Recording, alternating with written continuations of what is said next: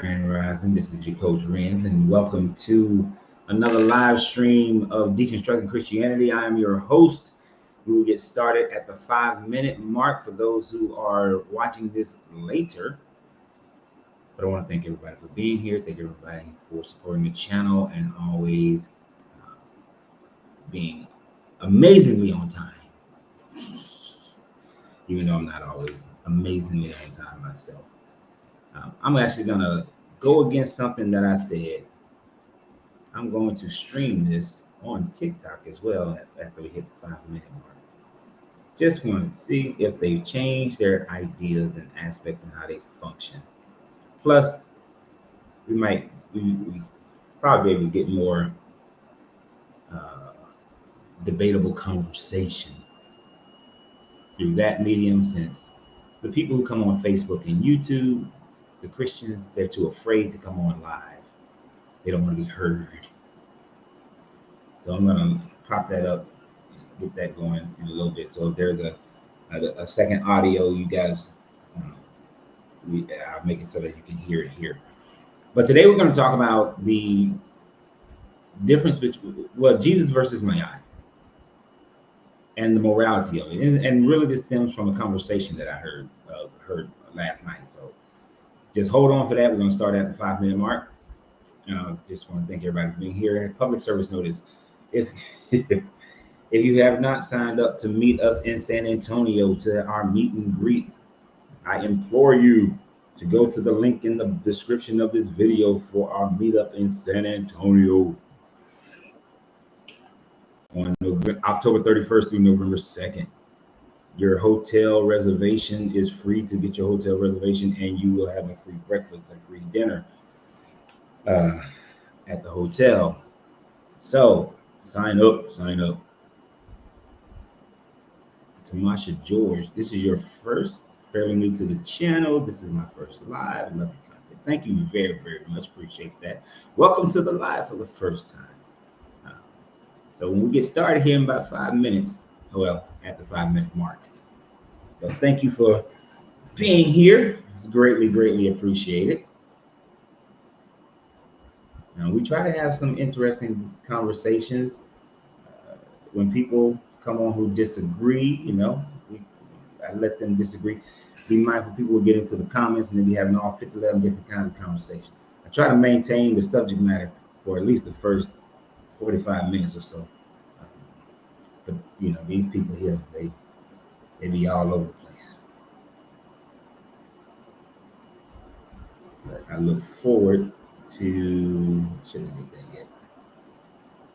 This conversation actually was up to like 2 o'clock in the morning. For thinking about, for this conversation as well as the next conversations over the other videos that I'm going to make later on today after we finish this live. So be sure to share, subscribe, but share the videos. I greatly appreciate that. That is incredibly helpful to the growth of the channel. And last night I saw a great demonstration of how we need this community, how people are going through some things and struggling through some things, and I'm gonna start something new, but people are going through some things and they struggle through some things, and they need support. They need support. Here's something that I'm gonna start doing. If you're constantly coming on here saying the same negative, I'm negative stuff, I'm gonna start deleting you. It's as simple as that. I mean, it's one thing to have an opinion, but if you're going to be denigrating, I'm going to start deleting these people, because it's as simple as this. I am a very overwhelmingly positive person. I like being around positive people. I can't stand negativity. I know that most people gravitate towards the negative, but here's the thing. If you're going to post stuff like this, I'm going to start banning you from the channel. It's as simple as that. I don't have a requirement to keep you. I don't need to keep you, but I'm just an overwhelmingly optimistic person. Like, I can't be around people who always talking negatively. I can't, like, if we go hanging out and we just chilling and all you doing is pointing out the negative, I'm a disengage from you because I just don't do that. It's too much. It's one thing, you see one thing here, one thing there, that's one thing. But if this is all you do all day, you getting banned. It's as simple as that. If you're so uneducated that that's what you got to do, you're gonna get banned. If you're so immature that that's what you got to do, you're just gonna get banned. Because I like positive things in my life. I don't like all the negative stuff. And you can call it skin. People gonna say, "Oh, it's emotional," or you, what's the term they use? Thin skin. Actually, the food we just put it on there. Thin skin. Okay, but see, the difference is, I knock Christianity on educational, archaeological, and philosophical things. Like today is going to be more philosophical than anything else. Do I ever sit up there and say, take a personal attack towards any individual? I don't, unless that person attacks me first. You see, there's a difference. And then, does it make you more of a man or something that people can insult you and bring their negativity, and that's supposed to make you a better person? That makes you greater? That's a good thing? That's stupid. Now, if my reactions were returned with a whole bunch of negativity, that's one thing. I'm just saying, I don't like being around it. I'm not going to be around it. It's like saying, like, okay, go build your house at the trash dump or build your house away from the trash dump. Well, you too thin-skinned, thin-nosed to build it at the trash dump, and the building at the trash dump make you into a man. Now, that's stupid. You're stupid. That's stupid. I'm going to go build my house in a nice, pleasant place. Why am I going to build my house in a negative environment? You see what I'm saying? But if you can't understand that, that's on you. I don't particularly care. Right? That's the thing. I don't care. I just don't feel like saying it. I don't. It's as simple as that. This is. I realized last night why my channel is not as big as other people's channels are, and that's because I don't go in for all the bashing and the negative things like right from the start. I'll retaliate for sure. If you're insulting, I will retaliate. I have no problem with that. But all that other stuff just doesn't make any sense to me.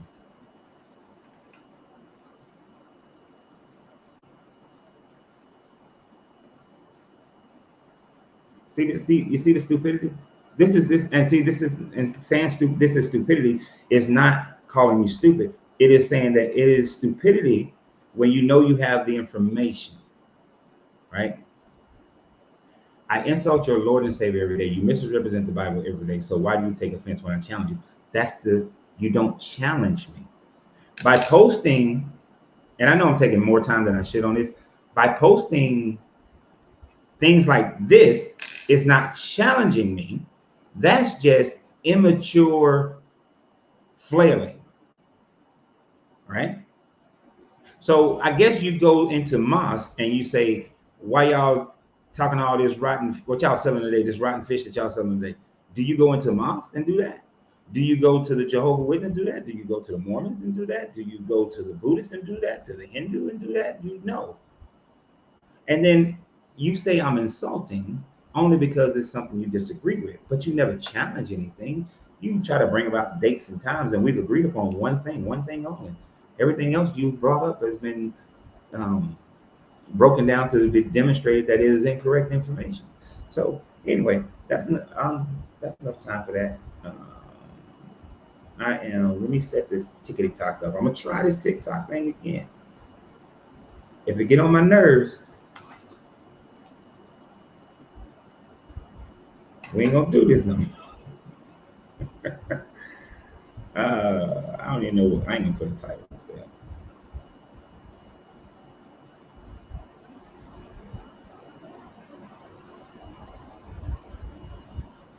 And we just put it up there like that. Give me a second, my good peoples.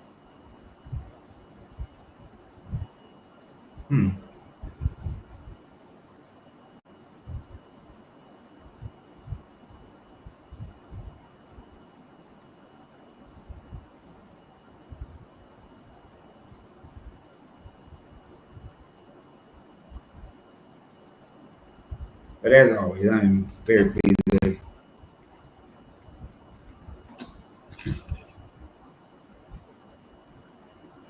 Closed mouth don't get fed.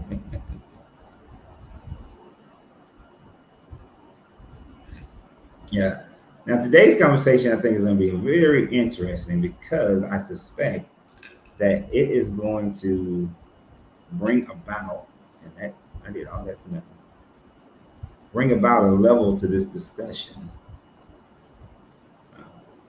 that will enable us to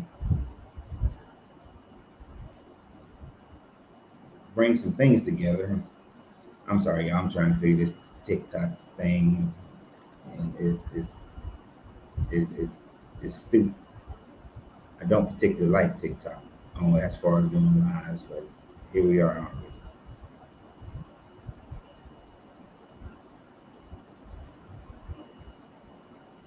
So today we're going to be talking about, and like I said, this is the first time I haven't gone live on TikTok in forever because I just don't like the way TikTok functions. On that live, that you got to continue to pretty much renew your situation. But we're going to try this today. Now, I know one of the problems that I had on TikTok is that, I have my cigar over here on Facebook and YouTube. So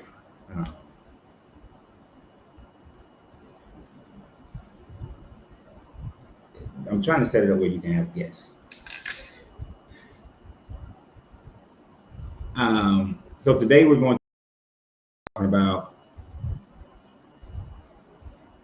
it's right there on the screen.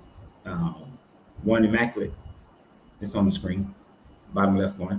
But thank you very much.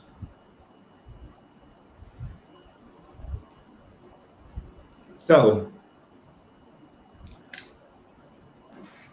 I wanted to allow for the TikTok to be able to have guests on there, so that way we can have some communicate, because I think that this is going to create definitely some conversations.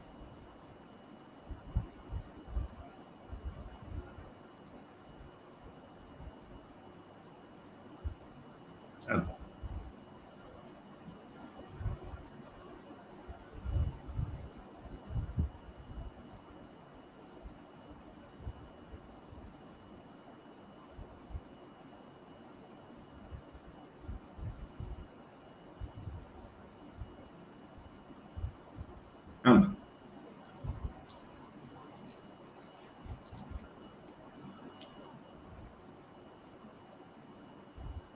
This is killing me. Before, this thing was so much easier. Now it's been difficult. Anyway. So last night I was watching this other live, and there was a couple of conversations that happened in the live that I was watching last night concerning this Jesus character, the Bible, and just so for everybody, I like to give credit. But the live that I was watching was The Thinker on TikTok, and there was a lady in the comments, and she kept making this comment over and over again. And the comment she kept making was concerning the idea, where did morality come from? If morality, and what she was trying to emphasize is that every society in the world, morality must have come from the Bible. That is the only place that morality could have ever come from. And so, although I text back and forth a little bit, and y'all, and those who've been on my channel for a long enough time know I can't stand. I don't like sending texts. I like to talk. I like verbal communication.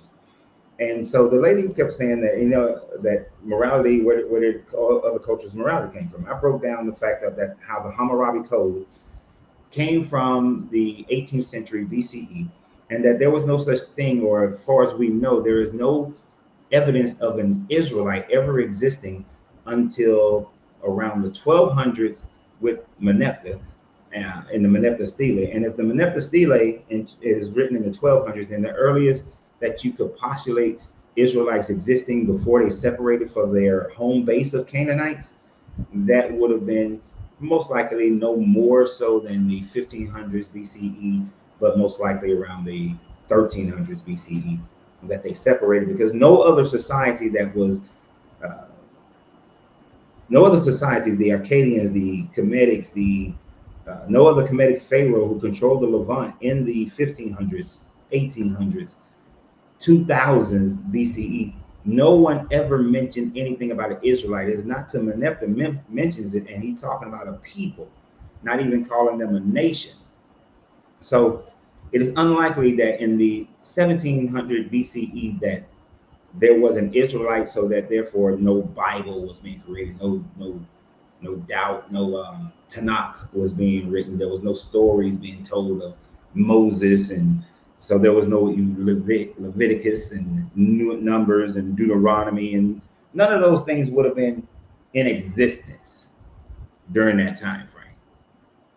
So without any of those things being in existence, what I was trying to get the young lady to understand is that how could there have been that societies had morals and societies had values before the Bible, before the Israelites, before this young Canaanite god Yahweh, who was a storm deity, became elevated to the god El, had a wife Asherah, and then they got rid of Asherah, and then El becomes this amalgamation of the storm deity and the old wise deity, and so you get your growth of Judaism that turns into Christianity. And according to the Christian narrative, Jesus is also part of this whole campaign. Jesus is God in this Trinity, and so he becomes part of the whole situations. So what I started thinking about after that is that since the Kemetic society had been around, Kemetic civilization had been around for literally thousands upon thousands upon thousands of years, and I could have done this with the Sumerians, I could have done this with so many other groups around the world. I could have did it with the people of the Indus Valley in Hinduism. You could do this with almost anywhere on the planet, any group, even in those that are in the Levant. But I chose one that would have had influence, the one that was part of this whole Mediterranean history, because when we look at this Bible and this book, then what we're really looking at is Mediterranean history, right? So with that, I thought, let's do a comparison. The morals of the Bible versus the morals of Maat. Now, for those who don't know, Maat had 42, some people think that there were more in the past, but there were 42 confessions of Maat, or 42 principles. You can get into this or that concerning it, but you have 42 principles of Maat. And the question is, one, we're going to understand that Maat, these principles were around before an Israelite was ever created. And since they were around before an Israelite was ever created, and they were ruling their society, governing their society, then the Bible God, Yahweh, had absolutely nothing to do with the creation of morality or creating a civilized situation. Now, morality can be subjective in certain areas. There are only a few areas that I say and will fully defend that morality is not subjective but objective. Right? It doesn't matter how a person feels, doesn't matter what you think. Murder, stealing from somebody, any type of child abuse, any type of abuse of anybody. So let me wrap it in a nutshell like this. Anytime you take away someone else's agency to be able to live their life in whatever way they deem happiness, that is immoral. Now, I know people sometimes come back with that one and they say, oh, well, if a person likes to steal, they feel like stealing is okay. In order to steal, you have to take away from someone else's agency of property ownership. Even if a person thinks that murdering is moral, killing somebody is moral, you have to take away someone else's agency to live. So if you can't SA somebody because you're taking away somebody else's agency to not be SA. So there is no format where as soon as you take away someone's agency to live their life or to live or to do what they want to do, then you have just, that's immoral, plain and simple. So some of these things on here and some of these morality stances, yeah, it's subjective. Some are subjective. Now,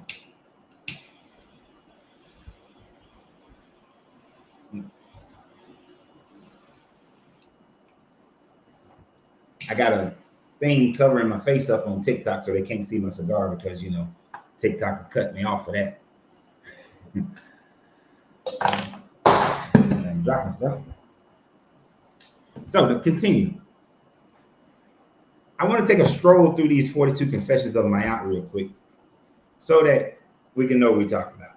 And then we're going to compare this to some of the teachings in the Bible. So you're going to find some similarities, and many people who are the hoteps of the world, those who follow the Kemetic science, they proclaim that this is where the 10 Commandments came from. Influence, possibly. Definitely, you can't really say that. But influence, most assuredly, especially since the Kemetic people ruled the Levant for about 2,000 to 3,000 years, that they was ruling this area. So there was definitely a lot of influence. And that's one of the reasons why the Moses story was told the way it was, because you know, during the time frame of the separation of the Canaanites that became Israelites, they were under the control of the Kemetic society. All right, put my reading glasses on. Let's go through these 42. It ain't gonna take as long as you think. I have not committed sin. I have not committed robbery with violence. Is there robbery without violence? So, but still, I have not slain. I have not stolen. You could have just said that.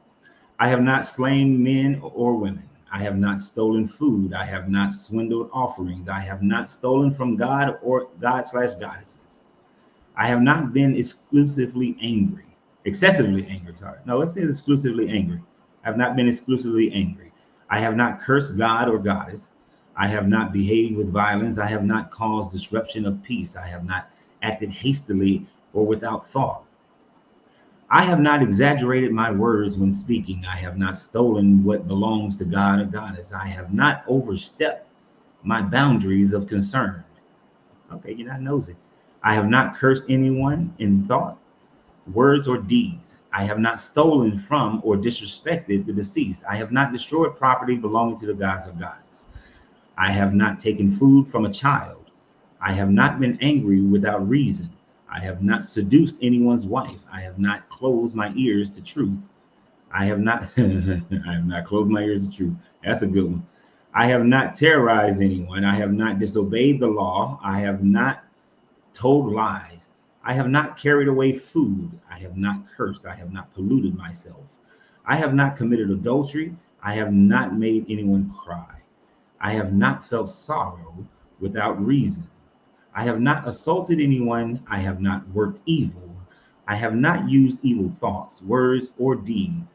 I have not polluted the waters. I have not spoken angrily or arrogantly. I have not falsely accused anyone. I have not placed myself on a pedestal. I have not acted with insolence. I have not been an eavesdropper. I am not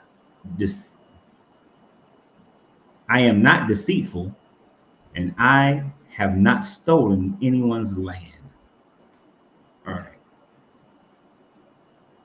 So those are the 42 confessions/principles of Maat. And when I look at these, in understanding what they mean to the people of the Kemetic people, this was their system of morality.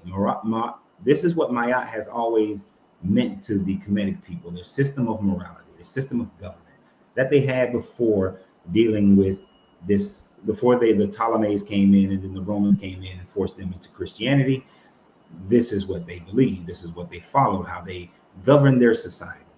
And these rules of governing allow for them to be one of the longest empires to have ever existed.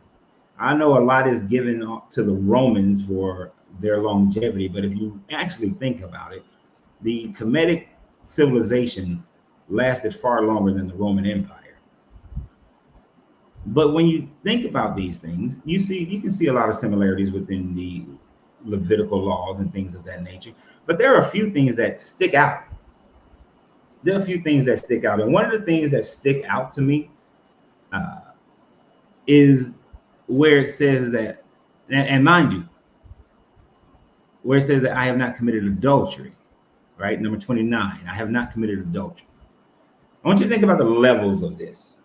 Let's put this in perspective of Jesus, the Bible, versus the 42 confessions of my God. Let's start with I have not committed adultery. Now, when you look at the Bible demonstrates that adultery is only something that can be committed by a woman for the most part.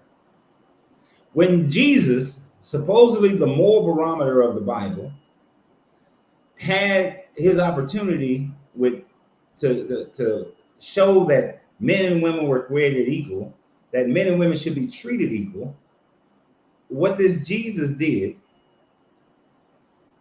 was they brought a woman out who had committed adultery. He drew a line in the sand and said, he who hath not committed sin, cast the first stone. Now, if you were to update that to a Jesus who actually lived today, the first question Jesus might have asked is, where's the man? If there is an act of adultery being committed, how can one person be the only person committing the adultery? I need my Bible Christian people in the comments to answer that question for me. If adultery requires two people, how is it that one person is being charged? He didn't ask any questions about the man. And there's a reason. There's a reason. Because man only can commit a level of adultery if he sleeps with another man's wife.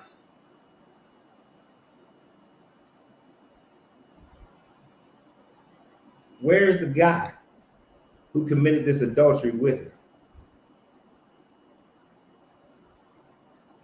Can anybody tell me what a man who committed the adultery with a woman? Why would you leave that out? And there is no idea of, oh, God's mind is different from our mind and it's above our mind and God had his reasons. And that was the most perfect. This is why I say the Bible hates women. The Bible can't stand you ladies. And you ladies are the backbone of the church being in existence. This book can't stand y'all. All the people on TikTok who keep on hitting invite, unless you tell me what you want to come up here for, because I know a lot of people like to do them little challenge things, and I don't do that. So if I haven't seen a comment on your TikTok, I'm not bringing you up. But I asked that question. There is no such thing. So at least in the Confessions of Maat, in Maat, you have to, when everybody dies, everybody goes down and their heart is judged against the scale of Maat. But where's so that's everybody, male, female. So everybody can commit adultery, right? You don't get that in this. Now we're gonna try something we're gonna try this Facebook. I mean, this. I'm gonna bring somebody up on TikTok because it seems like my Christians and everybody be afraid to come up on my Facebook and YouTube.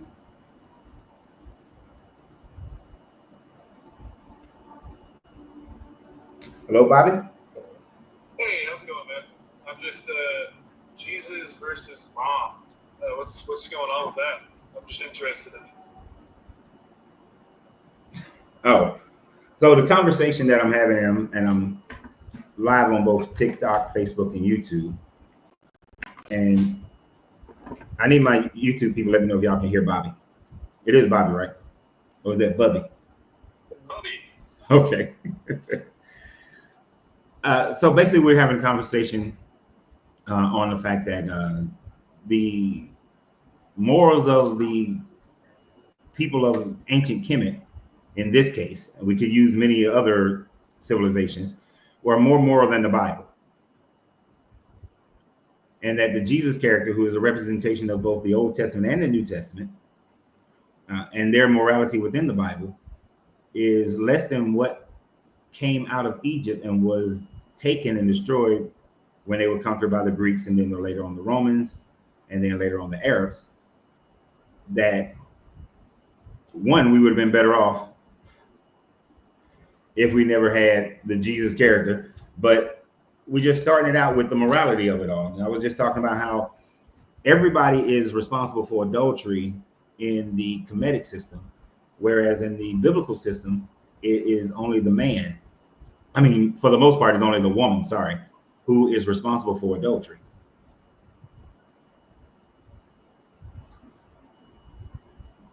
What are your thoughts?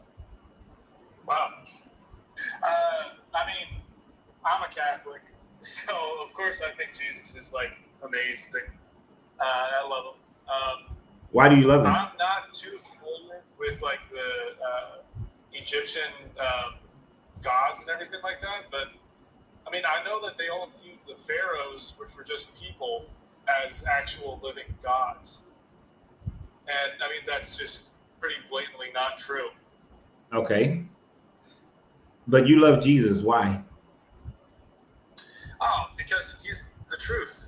You know, he's like the things that he preached, like the cornerstones of everything he preached are beautiful and would make the world a better place. You know, like the idea of forgiveness, humility, love, charity, being humble, all of those things, like he repeats it over and over and over again.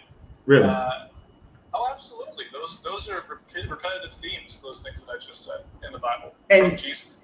no doubt, and I'm not trying, don't get me wrong, I'm not here to try to change your mind or anything like that. I just like having healthy conversations. So you say that Jesus does, in the Bible, you can find instances of Jesus being all the things that you said. What if I told you there was an instance of the Bible where Jesus called a woman a dog and was practicing ethnocentric racism or ethnocentric prejudice? Put it that way. Oh, I mean, if you told me that, I'd be like, you know, show me where it is in the Bible, and let's go from there. Okay. So, and it's going to take me just a second because I'm not. Yeah, no worries. I didn't have that primed up or anything like that. That's fine.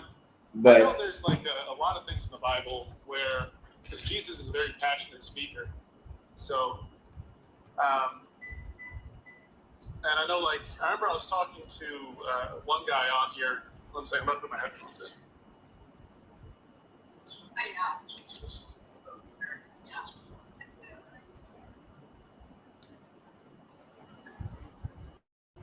you got your headphones in? I remember talking to one guy on here, and he was bringing up a part of the Bible where it looked like Jesus was telling everybody to delete their kids for disrespecting their parents. But if you actually look at it with context, that wasn't the case.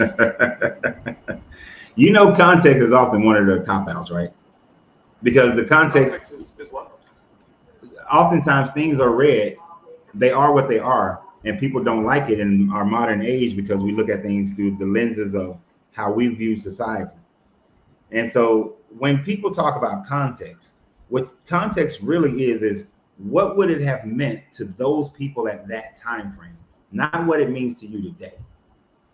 So every time I hear the word context, I always ask the question, are you talking about what it means to you today? Or are you talking about the culture and the politics of the people of that day? Because when that's what it meant when it was written.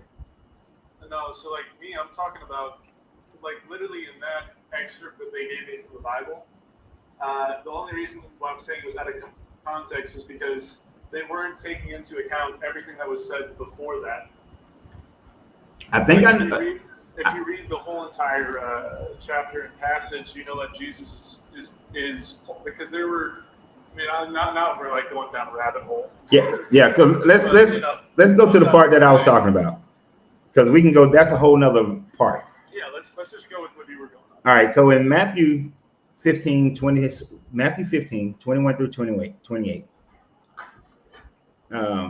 it says that Jesus left that place and went away to the district of Tyre and Sidon. Just then, a Canaanite woman from that region came out and started shouting, "Have mercy on me, Lord, Son of David. My daughter is tormented by a demon." But he did not answer her at all.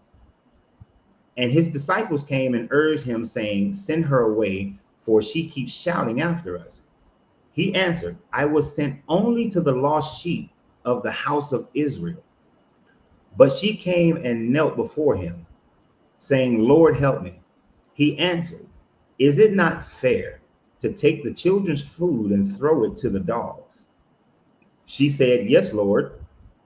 Yet even the dogs eat the crumbs that fall from their master's table." Then Jesus answered her, "Woman, great is your faith. Let it be done for you as you wish." And her daughter was healed from the torment. So when you look at this and in context, Jesus practiced Judaism, right? And in practicing Judaism, he believed that the Jewish people were the Israelites were the chosen people of their God. And that as he said, he was sent only for those lost sheep of the house of Israel, not for the Canaanites. The Canaanites had always been looked down upon by the Israelite people. And this Canaanite woman came to him already with faith, calling him Lord, asking him to remove this demon. Even as she knelt down, and first Jesus ignored her, but once the disciple said something, then he was like, "Okay, let me respond to this woman." And he said, "Is it not fair to take the children's food?" After demonstrating that he came for the lost sheep of Israel, then he's saying, "Is it not fair to take the children's food and throw it to the dogs?" So he's saying that his blessing, his power to heal this child is food for the Israelites. And that if he did it for the Canaanites, he's throwing it to the dogs. So he's inferring the Canaanites are dogs and calling this woman a dog. Now, throughout history, dogs have been a slur to call someone a dog. And then this lady says that, yes, but even the dogs eat the crumbs that fall from their master. So she's saying, yes, I am a dog, but even the dogs get the crumbs. And then he says, "Oh, you have so much great faith because you accept that you're a dog." So I don't think he's saying that you have great faith because you accept that you're a dog necessarily. I get what you're saying. That's definitely harsh language. I think anyone would be offended if somebody referred to their whole entire people as a dog. But I think like that whole, like how I interpreted that section of the Bible is this person, like God, Jesus was there to bring salvation to the Jews. He was supposed to fulfill the prophecies of the Old Testament and save everybody's soul and die for our sins, and also bring the truth and bring new realizations to the faith. So he was there for that, and he had a mission on his mind. And then this woman, who is not Jewish, is a Canaanite, as he said, and is asking for God's help. And then through their conversation, God's saying, I'm not here for you, I'm here for these people. And then she's saying, like she's showing that she does believe in him, that she does believe that he is God, he is the Savior, he is Christ, and that she's humbling herself in front of him in order to get his help because she actually believes in him. And then he says, you know, your faith has saved you.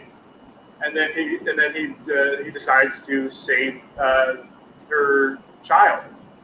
So I mean, I think it's a beautiful passage because the Israelites and the Canaanites were like, I'm not an expert on it, but I'm pretty sure they were enemies. And then just like when God decided to save that Romans servant, and the Romans were even worse to the Israelites, you know. But the fact, like in both of those passages, both of these people that are enemies, that don't believe in the faith, are showing that they actually do believe that Jesus is the Son of God, that Jesus can heal these people, and that if he just says the word, it will be done. Okay. And that's why he gives it to them. So I mean, I think it's a pretty beautiful passage. Okay. Even though it is extreme language, yeah. Yeah, you kind of, in your explanation, you kind of skipped over that part of explaining why he would call her a dog. But let me ask you this, and you brought up, and I'm glad you did, you brought up because there was an earlier similar situation between Jesus and the Roman centurion, right? Yeah. Yet Jesus never called the Roman centurions a dog. He didn't use the same language. He didn't say, oh, hey, you know what? I only came for the Israelites and not you Roman dogs. He never said anything like that to them. He was just like, oh, okay, yeah, you ain't even got to bring the child. I ain't got to go to your house, centurion. Bam, the child's going to be healed before you even get home, kind of deal, right? Right. So why did they call her a dog? Why exactly? The Roman. And let me give you an idea of this. Tell me where it is in the Bible again, so I can go to it in my own Bible that I have on here right now. That story, the Canaanite woman, Matthew 15. Okay, Matthew 15. 21 through 28.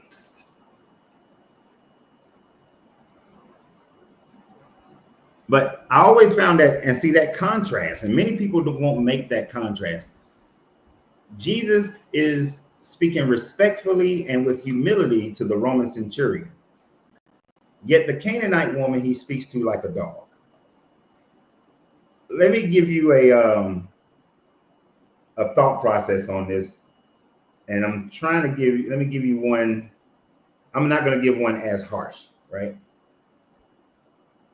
Not one as harsh as I could, but one that everybody can understand clearly. So let's say, since I'm from Atlanta, let's say I'm a vice president at Coca-Cola, right? And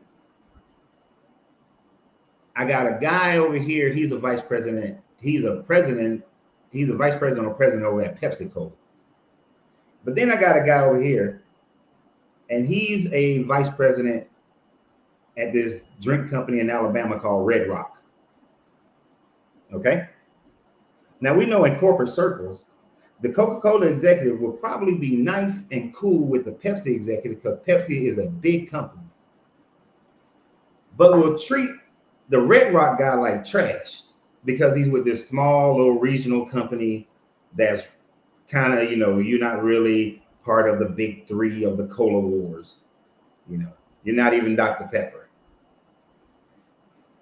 And so even though we're all in the cola business, because you're smaller and I lowered over you, I make more money than you, I'm going to treat the Red Rock guy with disdain, but I'm going to treat the Pepsi guy with some respect because he's with a company that rivals ours.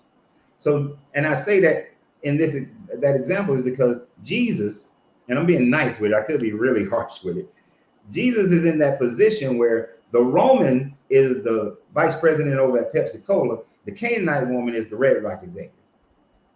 If I feel like I'm above you, so I'm gonna call you a dog, but I'm gonna respect this Roman authority because I know that they have power, they have authority. This man could end my life right now,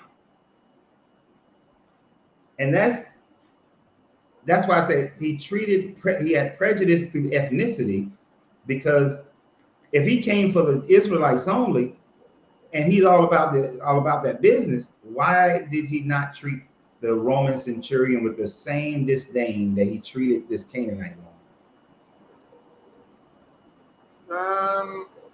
No, I really do not have the answer to that. It's a good question. why God decided to bring that up with her. You know what, Bubby? I don't mean to interrupt you, but I don't mean to interrupt, but I got to give you a compliment. You are one of the very first believers of the Bible, Christians, who ever used the term "I don't know." I can respect the hell out of that, because when I don't know something, I just say I don't know. I can respect the hell out of that. I'm sorry. Continue. Yeah, man. I mean, I don't like to pretend like I know stuff, especially when it comes to God that I don't actually know. So, yeah, thank you. I appreciate you not jumping down my throat and being kind when I admitted I didn't know something. Yeah. It's definitely something I want to look into more. It's a good question because at that time period, the Romans are treating the Jews, the Israelites, way worse. They're literally oppressing them at the very moment. So I don't know. I don't know why he was more harsh and called her a dog and didn't call him a dog, and didn't give him more of a hard time. I think, what, like, I'm just going from my memory right now, but I know that with the centurion, he asks, so the centurion, from my memory, the centurion asks for help.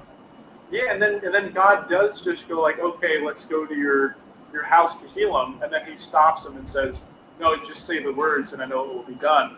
Yeah. So that's interesting because she's saying the same thing right now, which is, let me read it. Have pity on me, Lord, Son of David. My daughter is tormented by a demon.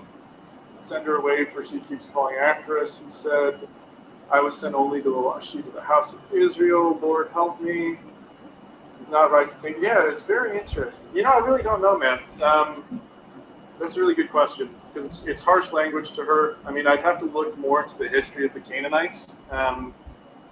Maybe there's more of an antagonist history between the two, and that's why he's acting like that. But man, I really don't know. Well, when you look at the Old Testament, Rome doesn't exist in the Old Testament for the most part. Like there's literally, in my opinion, nothing in the Bible and in the Old Testament that mentions Rome, even though people try to say that Daniel's interpretation of the statue is Rome or the four beasts are Rome. One of them is Rome. He says, give unto Caesar what is Caesar's. Yeah, so right. That's talking about Rome. Right, I said Old Testament. Oh, in the Old Testament? Yeah. Oh, yeah. And the Old Testament doesn't talk about Rome. Oh, yeah. But in the Old Testament, it is filled with a lot of war and fighting against the different Canaanite tribes. You have the God of the Bible, Yahweh, calling for the genocide of Canaanite tribes, saying to, kill all the men, kill all the women, kill all the baby boys and kill all the baby girls and burn every animal and burn all the whole city, letting anything that has breath be burned and killed. He tells them in other instances fighting the Canaanites to kill the men, the women, the little boys, kill the women who've known a man, but the girls who've not known a man, take them as your wives. So the Old Testament is, because the Old Testament has a lot of the conquest, the Israelite conquest of the Canaanites, there is a lot of animosity. But that brings up another thought process that I would like for you to think about. Well, you hear your response on. Jesus is supposed to be God throughout the Old Testament and the New Testament, right? The Trinity. He's commanding people to kill babies on multiple occasions within the Old Testament. And he's taken, in some occasions, he tells them to take the little girls who have not known a man and make them your wives. How is that love? How is that humility and justice or mercy? Well, that's Old Testament, right? Yes. Like Jesus didn't say that. We were talking about Jesus. Is Jesus God? So that's a confusing one too, man. Because of the whole Trinity thing. Yeah. They are not. Yeah, I know they're not. All right, this is my understanding of it, and I might be wrong. But they are not the same person. They're different, right? Like Jesus even says it, like God sent him, God's giving him power and all that stuff. You know, he's the Son of God. You know, he's not actually God. But then there's the whole Trinity thing, which is honestly definitely above my pay grade to explain. So I'm not even gonna try. But you're Catholic, right? Oh yeah, I am Catholic, but I'm not. I mean, I don't pretend to be an expert because I'm not an expert. Well, the reason why I asked that question is because it is the Catholic Church that solidified the Trinity at the Council of Nicaea in 325. That Jesus, the Holy Spirit, and the Father are all three separate parts that make up one. They're all God. It's like confusing. You know what I mean? Like that's why I don't really want to get too deep into the Trinity because I don't think, honestly, no disrespect, I don't think either one of us are really qualified to try to explain it. Oh, I can explain it.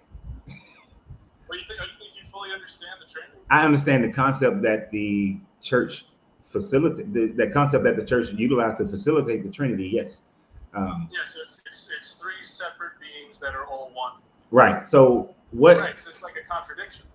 It is, but you see what I mean? So it doesn't really make that much sense at the same time. Where it's a bit beyond our understanding. It's not. It's okay. So here's the thing. The biggest issue that Christianity was facing, other than Roman persecution, was persecution between Christian and Christian for the for the 200 years prior to the Council of Nicaea. And this problem was causing such a disruption in the Roman Empire that Constantine thought it best to organize Christianity. And one of the things and in doing so, he organized this Council of Nicaea 325, and he favored the Orthodox Christians because they were Romans, they were Gentiles, right? And they favored the idea of a Trinity, and that had been the big argument because you had Bishop Arius coming out of Alexandria, Egypt, who was teaching that Jesus was not God, but a created being that was here as more of an example of how we need to live in order to go back to God. He was somewhat Gnostic, but not fully Gnostic. So the argument, the biggest and pretty much only argument that happened in the Council of Nicaea was about the Trinity. And so I'm sorry to cut you off, but I do have to leave. I got some work happening in my house. Very interesting. I really had a great time talking to you, and hopefully someone can come up here that can explain, or actually have a good back and forth with you. You were great. I can't, but no, you was good.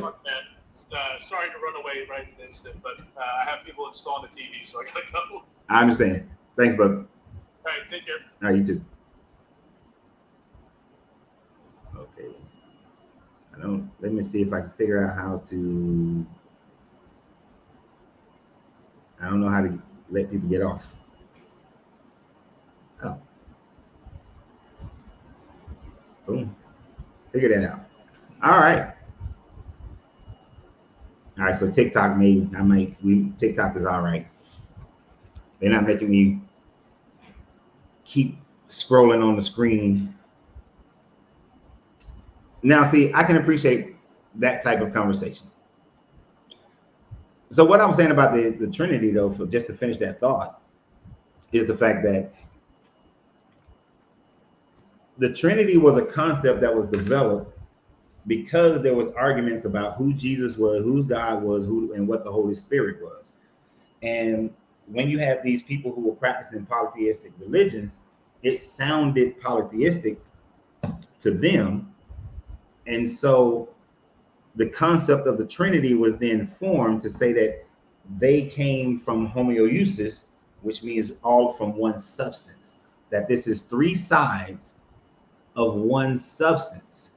So in the same way, when it talks about these different animals in the Revelations and in Ezekiel, and they having three-sided faces or four-sided faces, but they still having one body, that same concept was brought over into the Trinity between the Father, the Son, and the Holy Spirit, as they are, three different sides of the same body, which makes them one. So the Trinity is not hard to understand. It's just contradictory in the thinking and the actions and ideas and the moralities of the God of the Old Testament and the God of the New Testament. Because the New Testament God is very different than the Old Testament God. Still got some shade on the New Testament God, but the New Testament God is not as bad as the Old Testament God. But even the New Testament God is not as moral, not as moral as the Confessions of Maat. And I'm not saying, let me be clear, I'm not saying that I believe in the Egyptian gods. I don't think any of them gods exist. This was just about the stance of who was more moral, and did morality come from the Bible?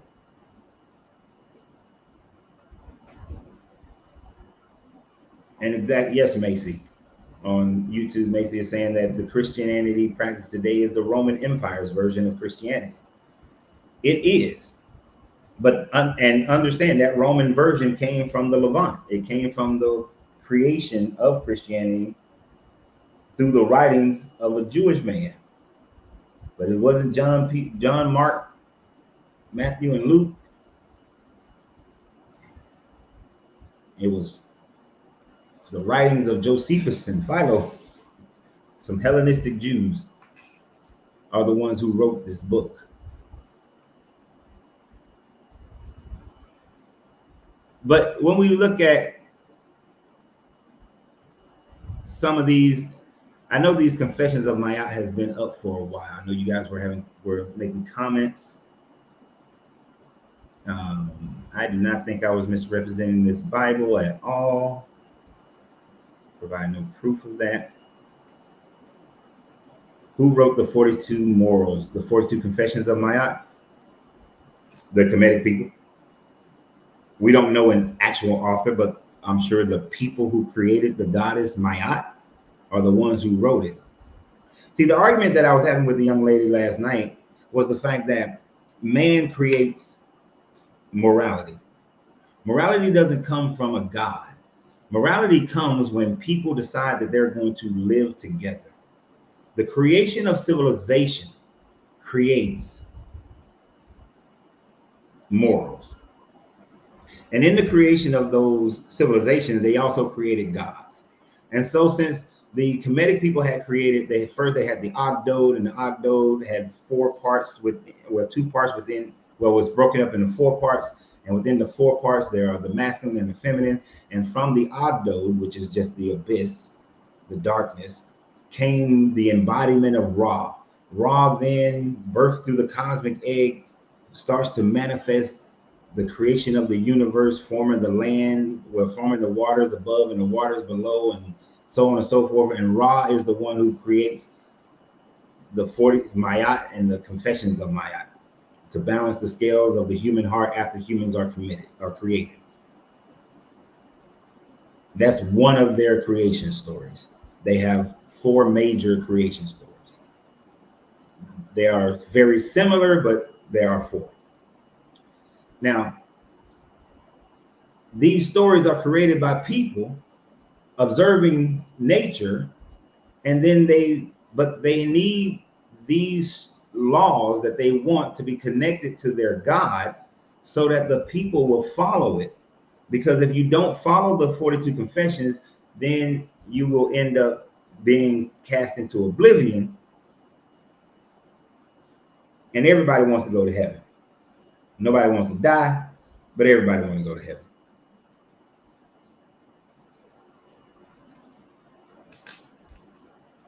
Oh, I didn't see your comment there, but I just explained it. Because the men who created the God attached it to Maat. It's the same way that the 10 commandments are attached to Yahweh. You got Moses, we got these laws that we want to live by. How do we create them? Well, it's 600 years later, but let's write it down that Moses was given these laws from God, these commandments, through a burning bush. He came down. He was pissed. People had a golden calf. He threw the 10 down. He went back up. God gave him 10 more, but he came back down. It's a different 10 than the first original 10 that he had, which is very suspect. But they attach it to this God. This is why anytime the Bible talks about new laws, for instance, in Leviticus 25, one of my favorite, where he talks about slavery, this good and wholesome, humble God giving the instructions of slavery, it starts out, people like to say, oh, that was Moses. No, it starts out in verse 1 of 25. It starts out and says, and the Lord spoke to Moses these things. And then it goes on down the chapter, giving out how they should live their life, the rules, the regulations, the rituals. You know, it always says the Lord spoke to them. So man created all of it. Man created the God, and then man attached the laws of man to that God. So it's just like on those survivor shows, when you get the people stuck on an island by themselves, they start to create their own little laws and rules of how they're going to survive. Because man, anytime man is in a group, he's going to create his own system.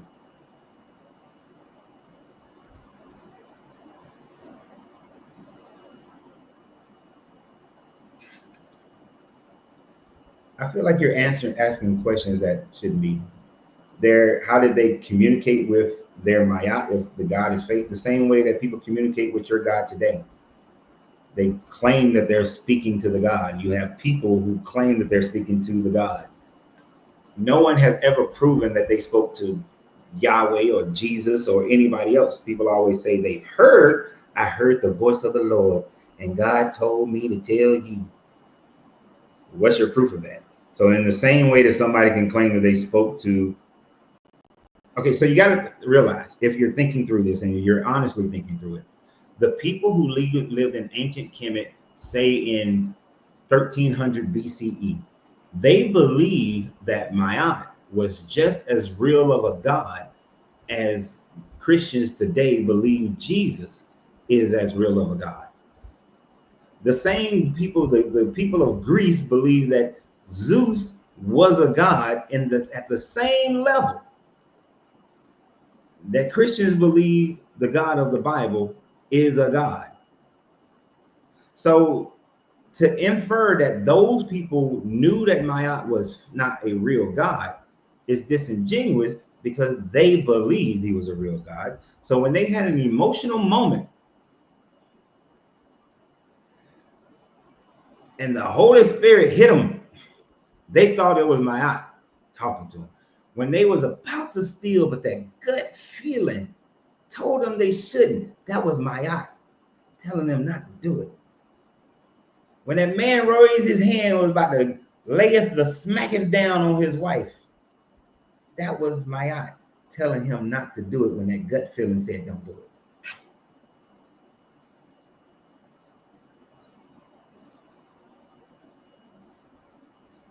And here's the thing, we don't, in the same way people make claims, like the Bible makes claims that this God descended on a mountain, this God spoke through a burning bush, this God spoke in a loud voice and all the people heard him.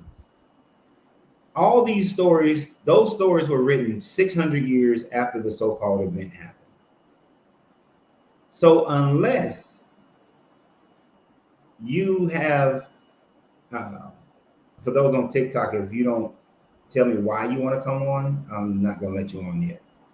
So if you can't show what happened 600 years ago at their time frame, we can't show what happened 600 years ago right now, right? We trust the writings that this speech was made, but we have no recordings of it. So do we actually know the words? Now, if you got the Gettysburg Address and you got a copy of what Lincoln actually said, you can relatively say that's what he said.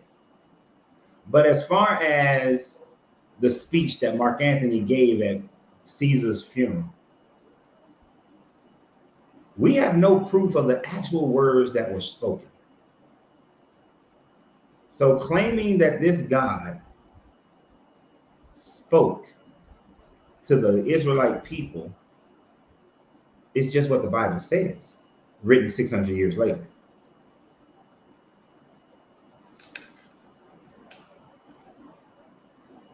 So without that, it's belief. It's simply belief. Because the Kemetic priest would have claimed the same thing. We did our ritual, and Maat spoke to us.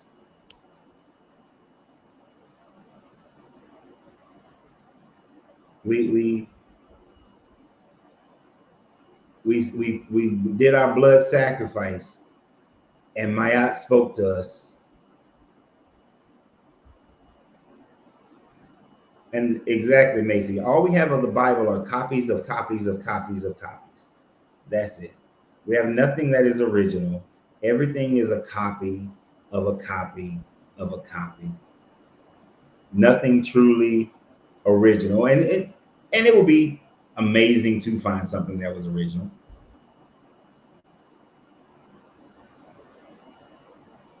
It would be, but we don't.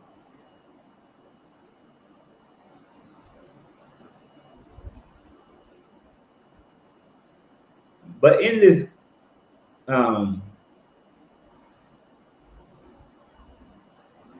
know you guys have had a chance to look at the 42 Confessions of Maat. And I really want to know, do you think our world would be better if we follow these confessions, or if we continue to follow a Bible, a book that says that slavery is okay, that there are variations within slavery, but slavery is fine, and here are all the rules to govern your slaves?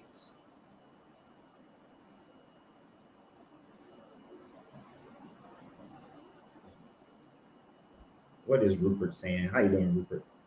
The word Jesus only came about in the 1600s, the same time slavery. So stop saying Jesus like his name's been around. Okay, so let me explain to you, Rupert, the name Jesus. The name Jesus is not an interpretation of Yeshua. The name Jesus came about because the Greeks had no way to interpret Yeshua. So there are certain sounds in the Hebrew that the Greeks didn't have in their language. Kind of like when you meet people from Japan. I think it's the W and the V sound they don't have in their language, which is why when there are words that have a W, it sounds very different than when it has the W sound in it. So the Greeks didn't have I think it was the Ya and the Shu sound in their language. So they couldn't translate the name Yeshua, right? Their best interpretation was Ius, which means the saving Zeus. It gives the same idea. It's just their only way of pronouncing the name. Then the Latin comes in, and the Latin translated Ius to Isus, because they can translate that one from Greek to Latin. And we're in these romantic languages here. Now, as the English language evolved, and the English language is a Germanic language, so it is not attached to the Latin, although it has the sound that you can translate Yeshua to Joshua, because Ius and Isus was the popular version of it, they then just added the J in the 1600s to be Jesus. So we're talking about, if you say Jesus, you're still talking about Yeshua. So getting all worked up over that in the 1600s, to me, is not a point to argue, because it's easy to understand how that came about, and it doesn't lose the meaning. So if I was saying instead of now, I will say and I used to say this in churches. Why, if we're going to use English, why don't we call him Joshua? Because that's what Yeshua translates to, is Joshua, right?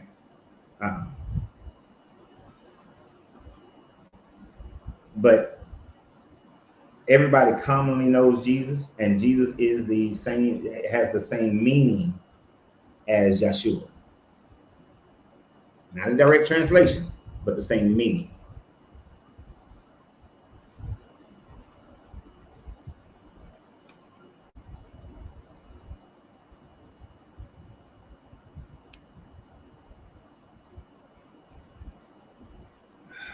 I mean, I explained it, Rupert. If you just don't care and want to stick with the whole J thing, you go right on ahead. But I can't do anything more than just explain how it goes from Yeshua to Ius to Isus to Jesus, even though in English we could say Joshua. It's just not.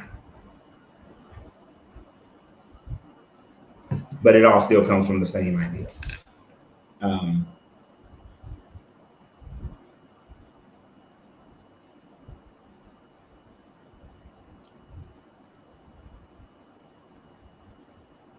Can you define evil? Number 33 in the Maat list. I'll wait for your answer. I have not committed work. I have not worked evil. I can only explain evil for myself and in the term of what evil means to me. As far as what it meant to the Kemetic people, one, evil would have been to go against any of these confessions of Maat. That would have been considered evil. To do any of these things opposite. So to pollute yourself, to commit adultery, to assault someone. Let me move your comment so I can see all of it. To place themselves on a pedestal. So to do evil would be to violate the confessions of Maat to those people. Now, as far as a broader explanation of evil, then evil would be to do anything that goes against your own self and that takes away the agency of other people. So if I'm throwing bombs at people as a leader of a country, I'm committing evil because I'm killing people who did not ask to be killed. If I am essaying someone, then that's committing evil. If I'm doing anything that takes away the agency of someone else, then that is evil. If I'm doing something that goes against my own, if I do something I hate, then to me that is also evil, right? Because I am now hurting myself. I think there's a confession in there that talks about, that says about, yeah, I'm not polluted. I have not polluted myself. Polluting myself is not only something that you eat or drink or breathe, but pollution is also the way you think. But to the Kemetic people of that day, it would have been to go against their societal rules, go against their societal culture. They had slavery, so to them, slavery would not have been evil. But to me, slavery is evil. That's why I said there is levels of separation because of through how they thought about it and how I think about it today. So for them, slavery is not evil. To me, it is. But anything else that's listed on there that you go against, that would be considered evil to them.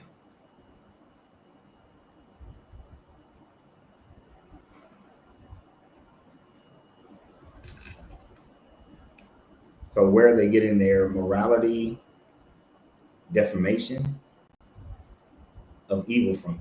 From their own society. Just like the Bible gets its ideas of evil from their society, from the Canaanite Mesopotamian society that they stem from. That's where they get their definition of evil.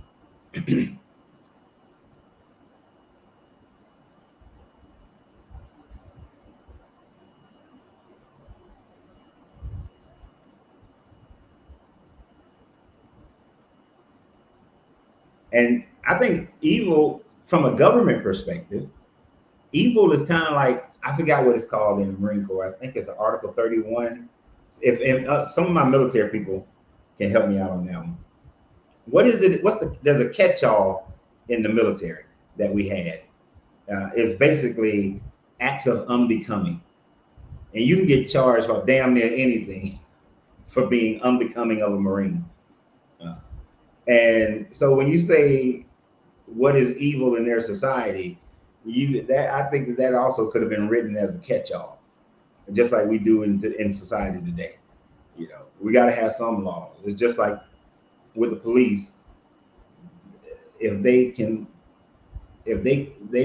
got that one of, if they suspect you of something, they throw that one out all the time. That you could be walking down the street. Well, I have reasonable suspicion. That's what I was looking for. Reasonable suspicion. But did y'all answer the question? I think our world would be better today with the 42 confessions of Maat than the Bible.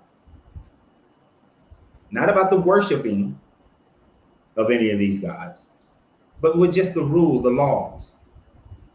The Levitical laws and the Levitical and the Deuteronomic laws tell you things like, if a young lady is not a virgin when she marries, then she should be stoned to death. If your children are too disobedient, stone them. They should be stoned to death.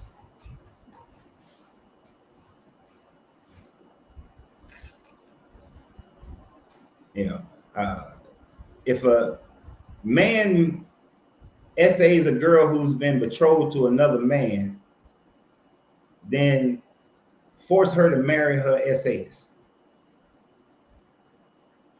If you wear two different kinds of linen, kill that mother.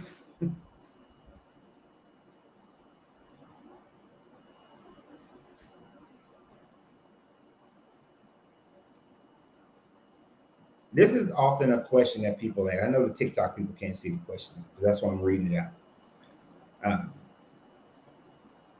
You see the conundrum now. There must be a God/creator for the basis of morality to exist, since evil is basically disobedience of the commands and laws. No, there does not need to be a God in order for you to create laws, in order for morality to exist. It's the chicken and the egg thing for you. For you, the chicken had to exist before the egg. But in science, in the scientific circles, what they say is there was an animal, the egg came first, because the animal that laid the egg was not yet called a chicken.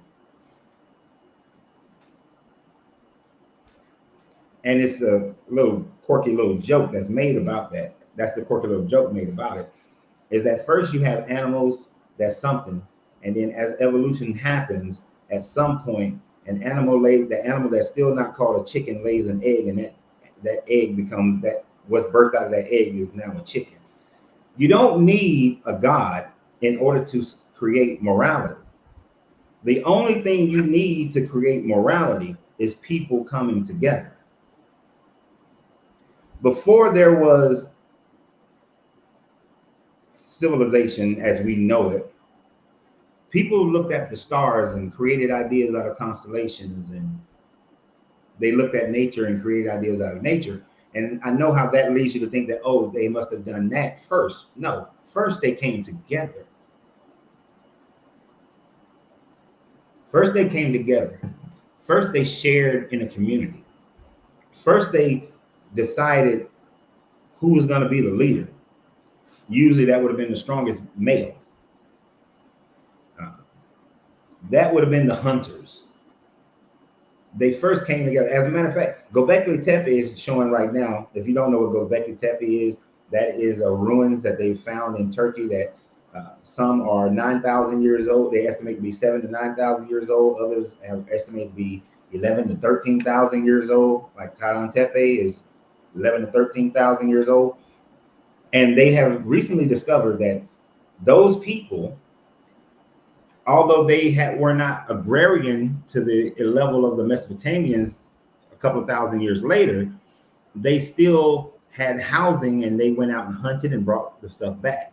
They had smaller gardens, smaller levels of agriculture in and around their area, but they were still hunter-gatherers, but they stayed in one place. This goes against the older mindsets of science, archaeology, and anthropology that believe that they were hunter-gatherer until major agriculture hit.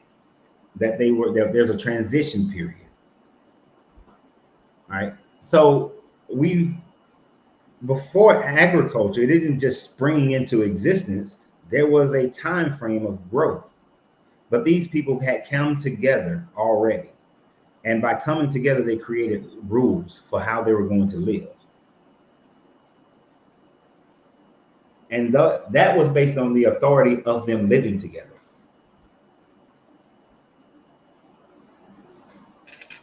Now, if you just focusing on Maat, then yeah, they had the goddess Maat that they created they gave those laws to. But even think about that. We need rules to run our society. Let's make this winged goddess of a scale, and she's the one who professes these 42 confessions.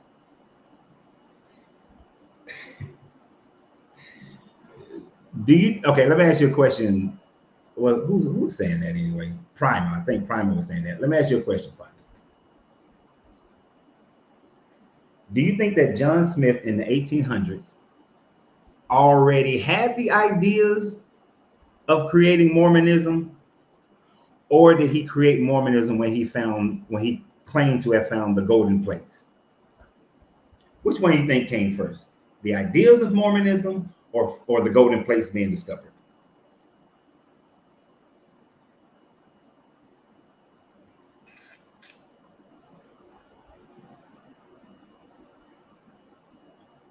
Because God's law is written on our hearts, and we know intrinsically which standards to hold up. Really? So would you say that, so Francis Gordon said that one. So I have a question for you then, Francis. And if you guys would like to come on live, you're more than welcome on YouTube as well, YouTube and Facebook. Just let me know if you do, and why. But so a law like no human sacrifice, would that be a law that's intrinsically written on your heart as a standard to uphold? A law like not wearing the different linens mixed together, that's intrinsically written on your heart, because a whole bunch of people didn't uphold that, and a whole bunch of people didn't uphold no human sacrifices all over the world. Slavery was everywhere, but not everywhere. Not every society had slavery, but most societies did have some form of slavery at some time frame. Was that intrinsically written on the heart?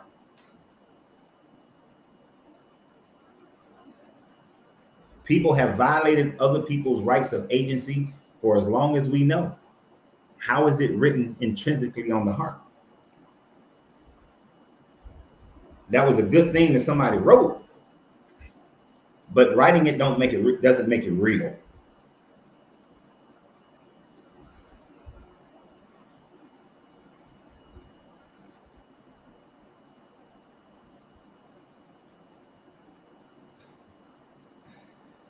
Okay, so Primer, take that thought process to any psychologist and they will disagree. A child psychologist.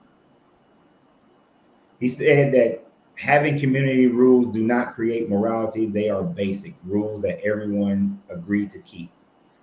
I don't know if you have children, but anyone who's had a child will disagree with you, because your child learns the morality of your culture, your society, your nation, your family, by learning the rules that govern your house. My children learn not to hit each other by understanding the rules of the house. They learn not to steal from one another, rules of the house. They learn not to use disparaging words towards each other, rules of the house. So it is through the rules of the house that they learn their morality. So, you know, a child psychologist or any psychologist would disagree with you big time. The Ten Commandments are written on the hearts, and the rest of God's law of man is evil. Thou shalt have no other gods before me. How is that written on the hearts of people in the Mesoamerica when they never heard of your God? How do you, and they did not think that human sacrifices were evil. The Aztecs didn't think that human sacrifices were evil. They believed that that was the will of their God, that that's what their God desired, that that's how their famine was going to end, their droughts was going to end.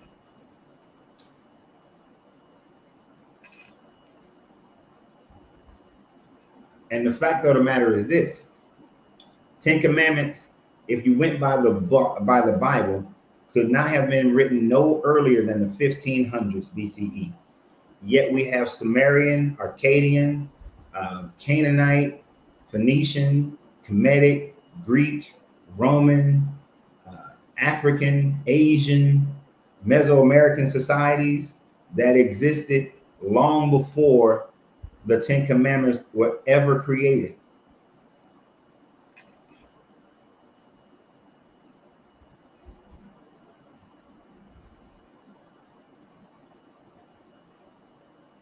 My wife is a child psychologist, and if she agrees with you, then that is spousal bias. If she was at a conference of psychologists and that was brought up, and you're not around, I doubt if she would agree with you.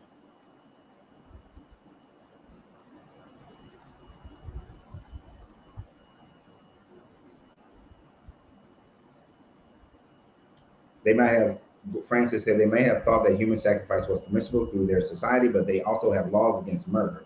It's simply cognitive dissonance on a societal level. This is true. But even the Israelites practiced child sacrifice until later on they realized that that's not a good thing, and so they stopped doing it.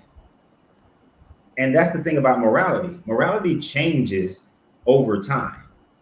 This is why there are contradictions within the Bible as to things that they were able to do beforehand and things that they were able to do, and then how things changed.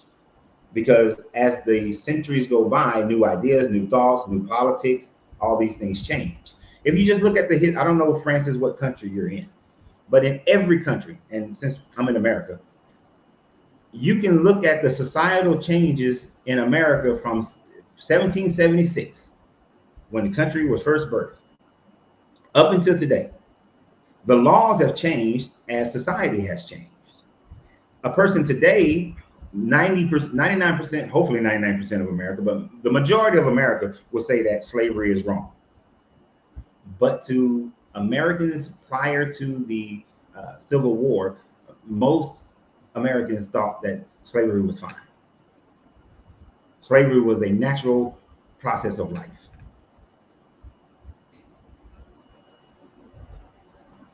So every society goes through that. Every society went through that.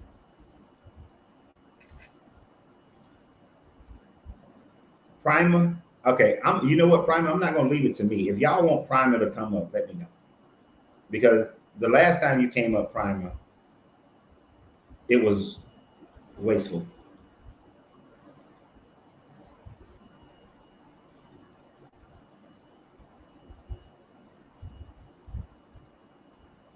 Jesus never did. You know, this is one of those cop-out things. I haven't even read your whole thing yet. But Jesus never told anyone to be a Christian. Paul never told anyone to be a Christian. Christianity is not in the Bible. This is the people who want to separate the religion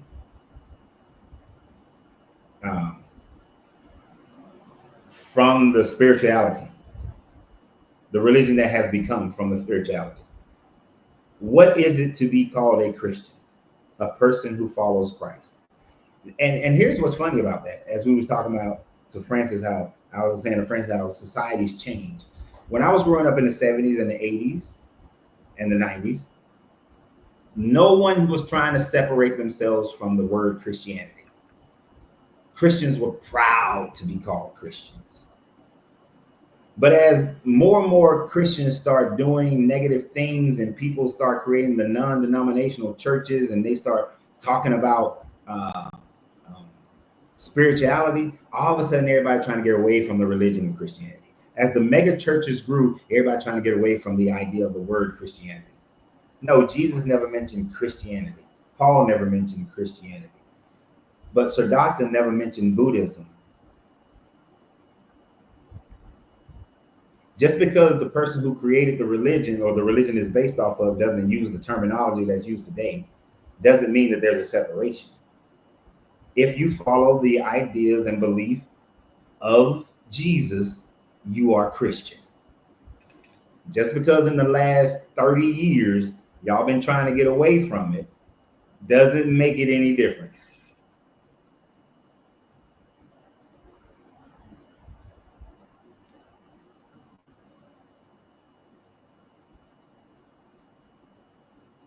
I saw somebody say, do I agree with Billy Carson? I'm like 50-50 on Billy Carson. Where is that coming? Do you agree with Billy Carson about who Jesus actually is? Actually, I don't know what Billy Carson says about who Jesus actually is. So I can't answer that one. I mean, I know I've heard him say it before, but I can't remember what he said. So.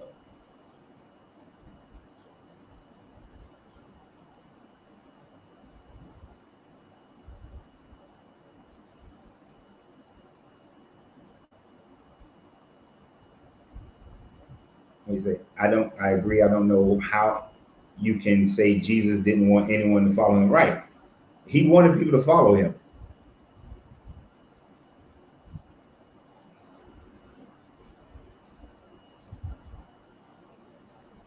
There's a separation. Jesus today would not be Christian. Actually, you have no idea what Jesus today would be.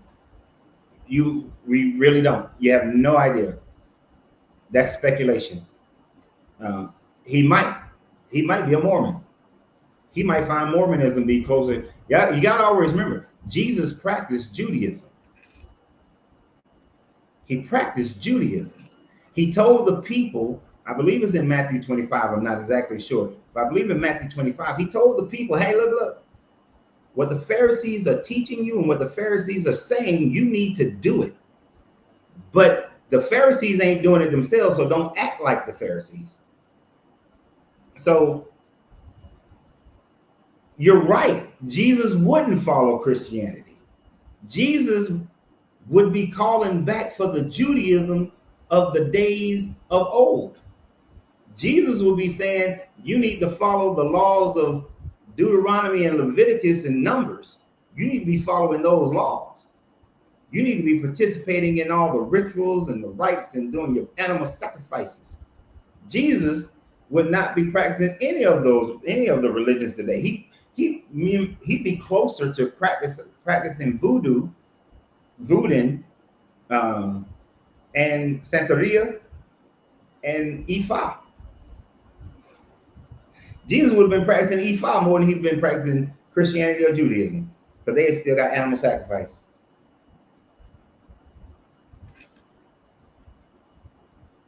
Billy Carson said Jesus is actually the devil acting as God. No, I totally disagree with that, because Jesus don't exist.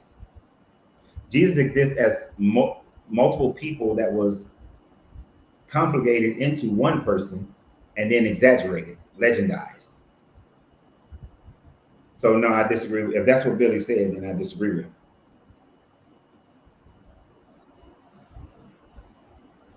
him. You're right, but also misleading. The rituals are to do with the temple, and the temple is gone. And then Jesus said, I will rebuild this temple. Jesus taught, the Jesus of the Bible teaches that the temple is the body. Therefore, you can take the temple wherever you go.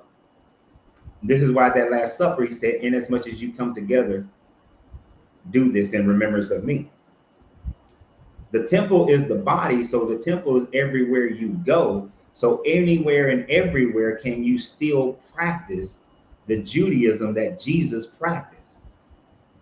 The Jesus of the Bible simply was taking the ideas that had started with Hezekiah, culminated with Josiah, where they brought everything to Jerusalem, whereas everybody else used to have temples in their own towns, and you can practice your sacraments in your own towns. Jesus was now saying that the temple is the body, so therefore you can practice this Judaism anywhere.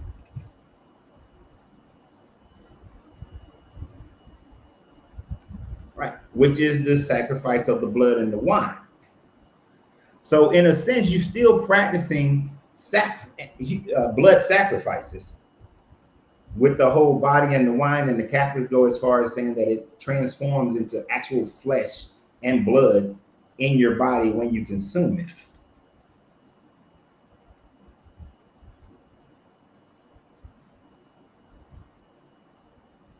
But of course, our society has changed. Even the Jewish people, they don't really want this temple. Like, they make excuses. Oh, we can't do the blood sacrifices because the temple's not there. But then some Jewish people say that, oh, they make a special blood sacrifice over near the temple so that we can still do it. And there are still yet some who say that once the temple is up, they'll be able to go back to their blood sacrifices.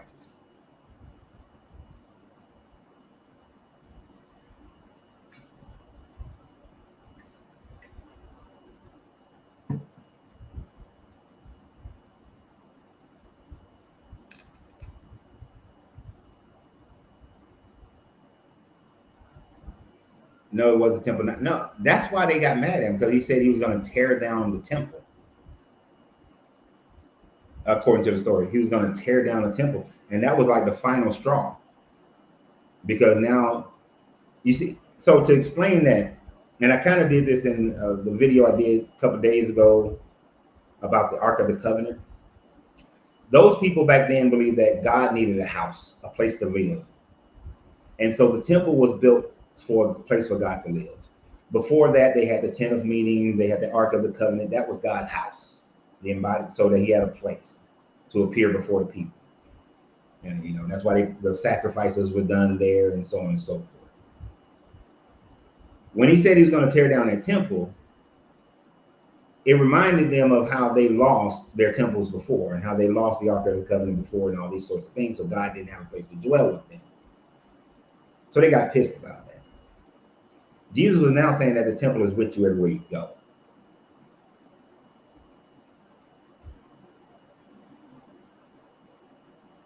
So when the temple is rebuilt, then that means Christians can go, they can sacrifice.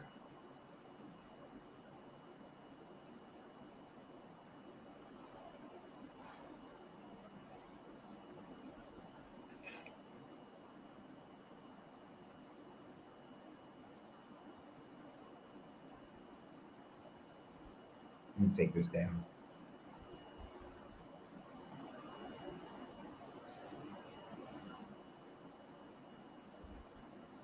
But he was clearly saying the temple is the body.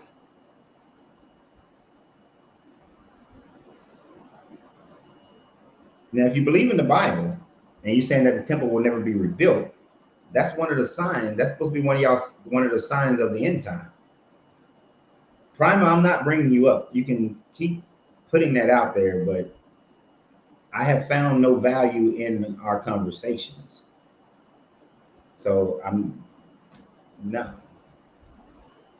It's a circle debate.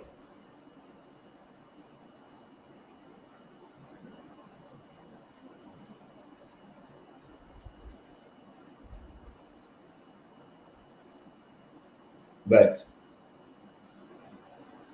and I want to hear some new voices. I'm tired of the same voice, the same people. Give me something. I'd rather Francis come up or say nay come up. Yeah.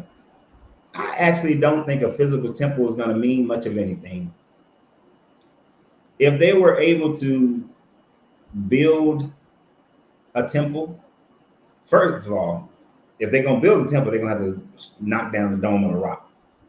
Trying to say that they can build it next to the temple, next to the Dome of the Rock, is kind of a political cop-out. You know, if it does get, I actually hope it gets built. I'm pissed that they didn't do the red heifer sacrifice. I don't want to see the sacrifice of any animals. I don't like animal sacrifice. I think animal sacrifice is cruel. For the sake of atonement for sins and all that. And I'm not saying that people shouldn't eat meat, that you can't eat meat and that's wrong and all that. I mean, I don't care for it myself.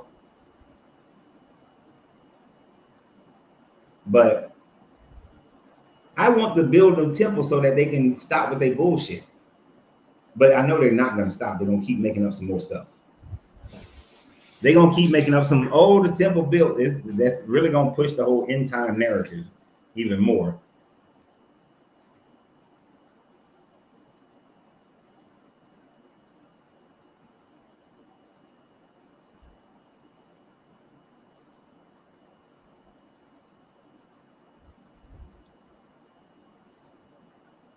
Jesus was here to teach about the ancients, about who we really are. The God was inside us, why he wasn't afraid to die, because he had knowledge of self. There are some aspects of his teachings that would indicate that, like when he says that the kingdom is at hand. But unless you are reading the Gnostic Gospels or like the Gospel of Thomas, you don't really get that from the Bible Jesus.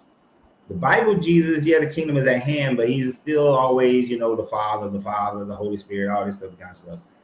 But he ain't, that's more, so are you Gnostic, is what I'm asking, I guess.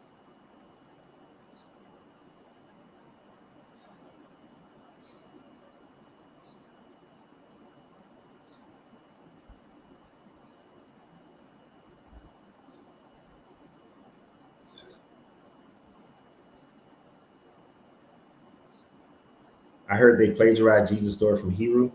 Not necessarily. No.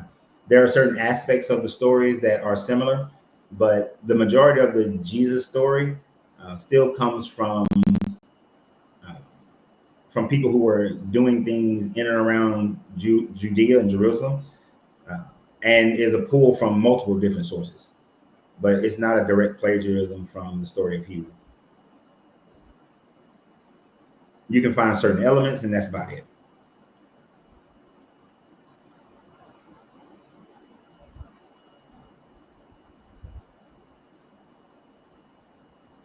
Interesting thought, Chris. Chris said that Christianity is the first step to enlightenment for many, but those who thirst for knowledge branch out and study other philosophies. Only if you're born into a Christian family, Christian society. Would you say that Hinduism and Islam and all other religions would be the first step as well? Because if I was born to a Hindu family, I would have learned that religion first, and with the greater thirst of knowledge, as you put it. So that would make Hinduism my first step. So are you saying that all religions are first step?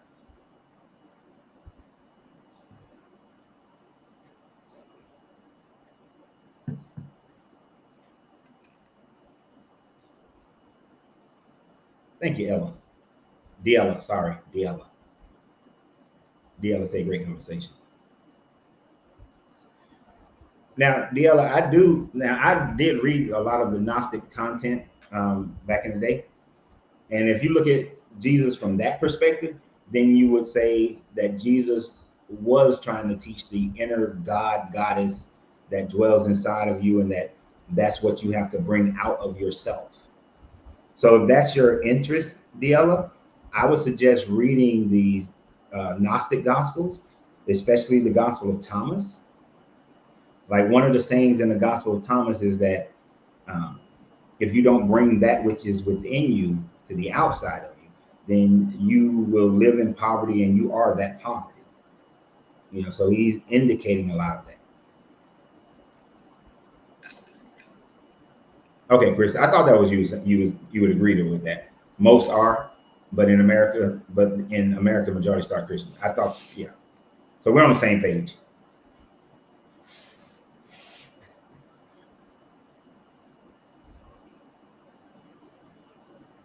Now, did he then in that is it not written that ye are gods?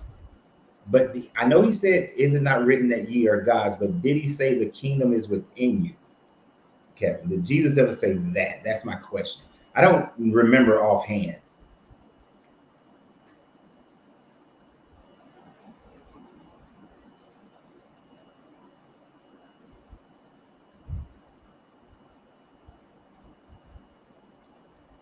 Don't anyone think it's wrong to call someone a name different than their given name, their given name given to them by their parents?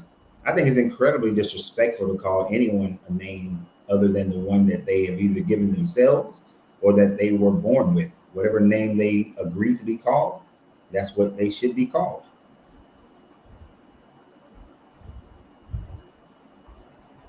So I understand. I know where you're going with that one. So we should call him Yeshua if he wasn't a literary character.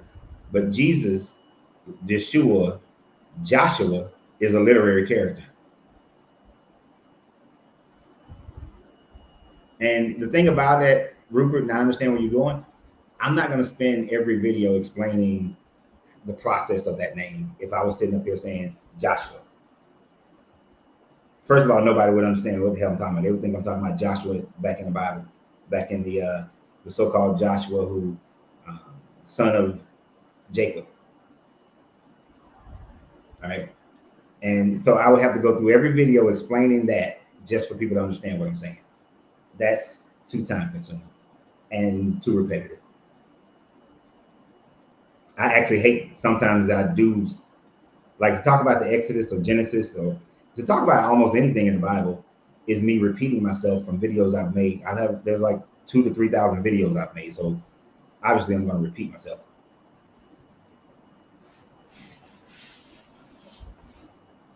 Mario, you requested. Okay, hold on. Let's see what Mario talking about over here on the TikTok. How you doing, Mario? Hey, what's up, bro? How you feeling? Feeling good, feeling good. I'm just interested in the topic, man. I see Jesus versus Maat. Is that Horus? No, Maat is not Horus. Okay, can you tell me a little bit about Maat? So in the Kemetic pantheon, yes, Maat is a goddess of justice, of morality. She is so you know how when the Egyptians die, they believe they are confronted after they go through their little trials, they're confronted with a scale and their heart is placed on the scale balanced against the feather of Maat. Yes. So she is the goddess of justice and balance within and morality within the Kemetic pantheon. Okay. And her only job is to judge people's hearts at the end of their life and to make sure that they understand what the morals are for their society. So the question is, who was more morally upright, her or Joshua, Jesus? Yeah. Okay. Well, I mean, maybe we can compare some teachings. I would say, from my understanding, something that Jesus taught was, it's not about the food you eat, because the Pharisees were teaching that, eat by strict guidelines, but it's the things that come out of your mouth, kind of reaffirming that life and death are in the tongue. Does she teach anything along those lines? Yes, she does. She teaches that you shouldn't pollute yourself. Okay. And that you should not curse anyone. Okay. That you should only speak truth. You should not exaggerate. I mean, she goes into multiple of how you should speak to people. You should not be angry unjustly with people. Don't steal. Does she permit anger or aggression or any of that? Does she ever permit it? Yeah, there is one. Permit anger? Like, for example, like you know, Jesus teaches peace. He represents the Prince of Peace, but people know about when he went into the marketplace and like threw all the stuff over and was angry because they were like making money off of God's creation. So that's a time where he kind of permits more so you know, that anger spirit, I guess you would say, but it's in the name of righteousness. No, she's like, do not cause disruption of peace. Do not act hastily or without thought. Okay, so see, here we may have found a difference that we can kind of like. Yes, I don't see, I'm just looking at the list right now. I don't see anything right off the top that says that you can go out there and act violently. Yourself in a way, or fight back, or kind of like if you see wrong being done somewhere that you can, you know, step in a vengeful way, I guess, like a David mentality. Yeah, no, not a vengeful way, not a vengeful way, no. Okay. Well, I'll ask, do you think that should ever be permissible? Like, do you think that it should always be a thing of trying to find the higher route, of trying to keep peace, even if maybe you're being pressed upon? Or do you think there is a point where you should retaliate? Oh, see, now that's my own personal thing. Well, I thought, okay. Personally, yes. Yeah, there are times when you should be able to defend yourself. Okay. Or defend others. Okay. But it sounds, yes. Well, there is one that does allow for that, and that is her confession number 20. I have not been angry without reason. So let me correct that. There is a time frame that you can be angry as long as there is a reason for you to be angry. Yeah, possibly injustice or somebody being, right. Someone suffering, being suppressed or something like that. Yeah, so there is one. Okay, so I think to me they sound very similar. Where would you say maybe she differs or takes a path that you find more understanding in than Jesus? I have not committed adultery. Okay. So in biblical instances, the woman commits adultery.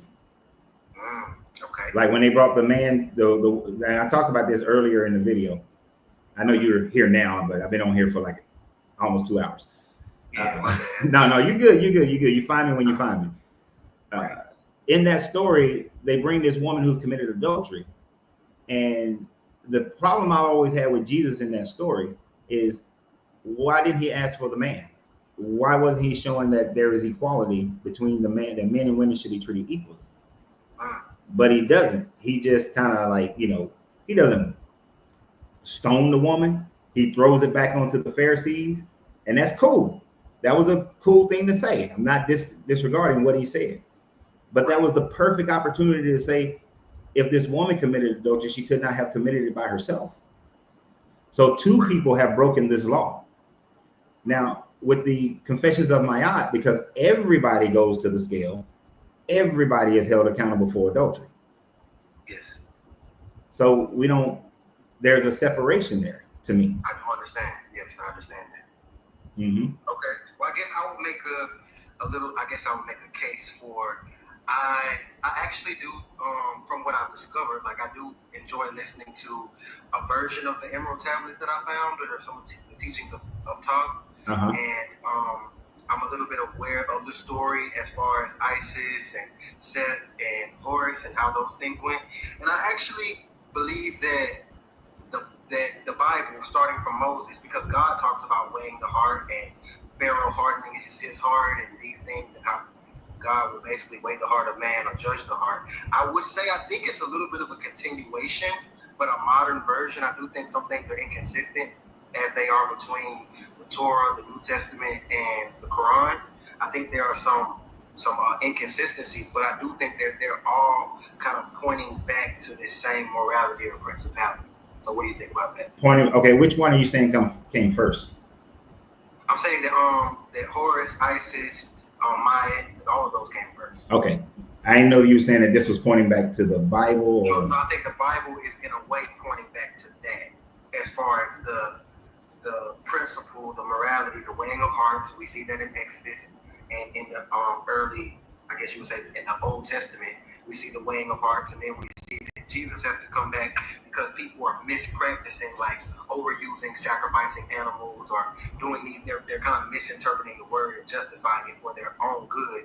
So he comes back with his word, and as Jesus is a sacrificial lamb, people start misusing Jesus and saying, well, I call out the name of Jesus, so I prophesy the name of Jesus. And the Quran has to come back to say, no, we have to go back to the one true God and practice righteousness in the way that we were taught to practice righteousness in the beginning of the Bible. But I would say that could predate back to even when we were in Egypt.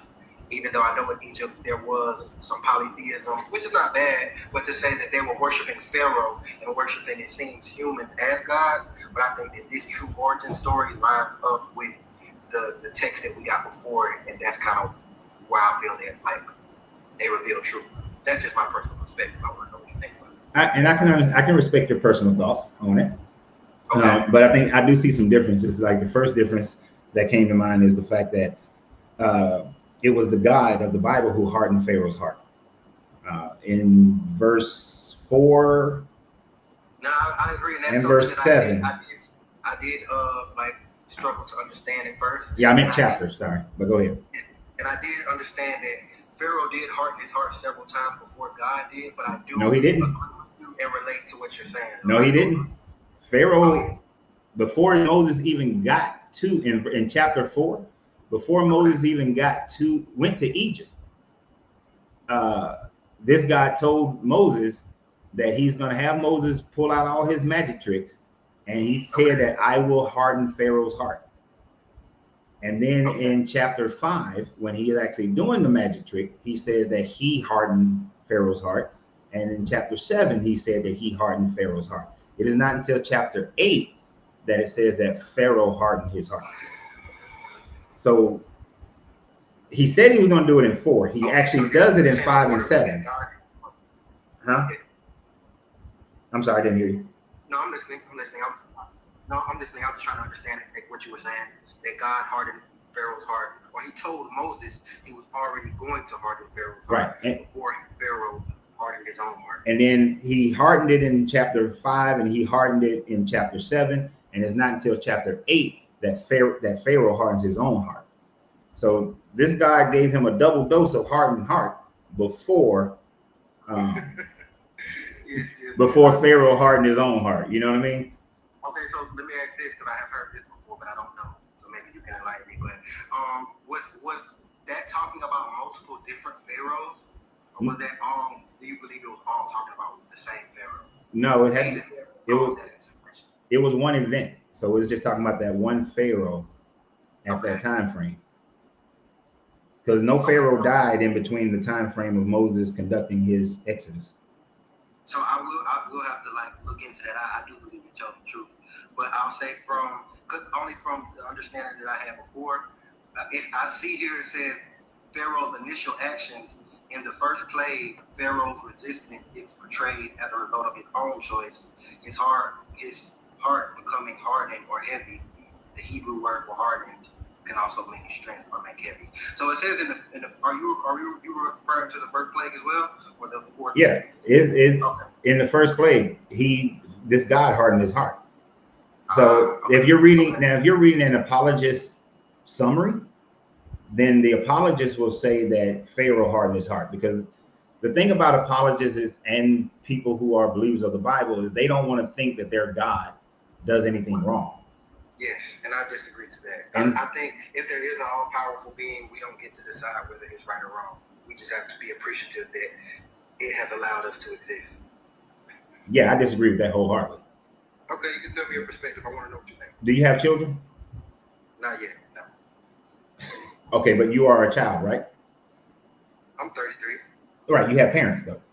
Yes, for sure, yes. I have nieces. I have young people in my family who I care for dearly. But so your parents brought you into this world, right? They did, yes. Do they have the right to do whatever they want with you? Like Bill Cosby was straight wrong with that comment, but do they have the right to beat you, to essay you? In terms of righteousness, no. Once they do certain things, they have stepped out of righteousness, but they have the ability to. Right, they have the ability, but should you give them appreciation for that and just accept it because they are your parents? Okay, my opinion on that is, now honestly, my mom has been in my life, my father has been in my life, so I'm speaking from that place. But I will say that even in times where I feel like my parents may not have been supporting me how I want, like say I'm getting financial support, but the emotional or spiritual support is not there, I usually take it to a point of, well, you know, my parents brought me into this world. I could say they owe me, but at the same time, I can't force them to do anything because they have the power not to. So I just have to be, if I want to be here, I have to be grateful that they brought me here. I know that sounds strange, but I hope it makes some kind of sense. I mean, it makes some kind of sense that you're grateful that they brought you here. But Yes. does that mean you should still be devoted to them when they demonstrate a morality that's less than yours? Should I still be devoted to them? Yeah. And I'm not talking basic things like, you know, maybe you had to go to bed without food one night. Right. You know, right. because I know what you mean. You're talking about like the boy, what is it? The boy named David or something like that. Have you seen it? Have you heard of that story? Where the boy's mom made him drink ammonia and all these different things, like really abused him? Hell no, that's cruel. Well, there's a book about that, a true story, but something where you're basically saying parents who, I guess I can relate it back to like some of our, what I know, grandparents, they used to whoop their children severely. Like I've heard elders talk about like parents tying them to a door and whooping them till they were swinging, like that type of stuff. Like I've been heard that our you know, great grandparents and stuff like that, some of them were very harsh when it came to discipline. So I guess stuff like that, I almost look at it like, how is that love, you know? Right. Because like I was listening to a gentleman last night. Yes. His father allowed for him to be SA'd by his uncles, right? Yes. And when he brought it to his father called him a liar. Allowed an auntie to treat them very harshly. His father called him a liar. Yes. Now, the problem is this young man still has this emotional attachment to his father.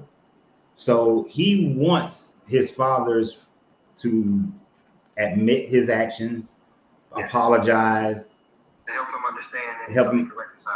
Right. But, you know, the advice that he was given is that you're just going to have to find this. You got to reconcile this on your own. And one of the things that I was typing in the comments is that blood don't make family. How people treat you makes family. I agree. Right. So the idea that just because, let's say this God is the God that created mankind, right? Yes. I don't agree with that, but let's say he is. Just because he created us does not give him the authority to force us to love him or the authority to do whatever he wants with us, because we are sentient creatures. We have emotions, we have wills, and we should not be forced outside of our agency to determine who we are and what we want to do and how we live our lives. So when he comes back with these archaic rules or punishments, if we don't see them as being moral, we shouldn't have to follow them and shouldn't have to appreciate. We can only appreciate the fact that we're here, but we don't have to love him. He doesn't have to be our father. He doesn't have to be our family. So, because there's a part in the Bible, right, where this God tells the rules is if a young girl who is not betrothed to a man is SA'd by another man, if that man pays, has to marry her. That he pays 50 pieces of silver. She then got to marry her essayist and provide children for him, which means that he gets some of her pum pum again, right? Yes, that's wild. I'm not going to, as a father. I know you're not a father yet, but you got nieces. Yes. If your brother or sister did that, you flip some tables, right? That's that righteous indignation. 1,000%. Yes, 1,000%. But that was the rule that this God gave. So am I supposed to obey that because this God created me? No, you shouldn't. Right. So I wouldn't worship this God. I understand that. And that actually makes full sense to me. Yeah. And so the morality of this God, and since Jesus is supposed to be this God at all times, this God lacks in the morality that other societies had. It lacks in the morality that we have as a society today. Okay.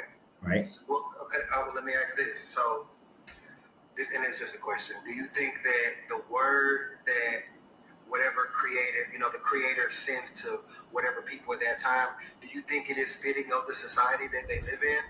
Not to say that he would send word to a corrupt society, but let's say the time that we live in now is very different from the times of Egypt and what may have been normalized, like guillotines or someone being killed in a certain way, or these things were natural way of life. Do you think that the higher power sends a word that matches those people, or do you think that he will send a word that will match his standard even when people don't meet that standard? No, it's demonstrated in the Bible that this God sends a word that matches the people, not a word that matches his standard. So that's what I was asking you. Do you think that is how we were just talking about? Like, you shouldn't follow God if he goes outside of these things that he's supposed to represent. Do you think that is him moving outside of that, or do you think that is something that makes sense for him to send a word that is trying to teach righteousness to a people from where they were? So later on, if people do grow, he will send another word through another prophet at another time. No, I think that is so. Not only growing up with my family, but growing up but becoming an adult in the Marine Corps. Yes. The idea is, and the simple way of doing it, and just thinking business wise as well, you start how you want to end, right? Yes.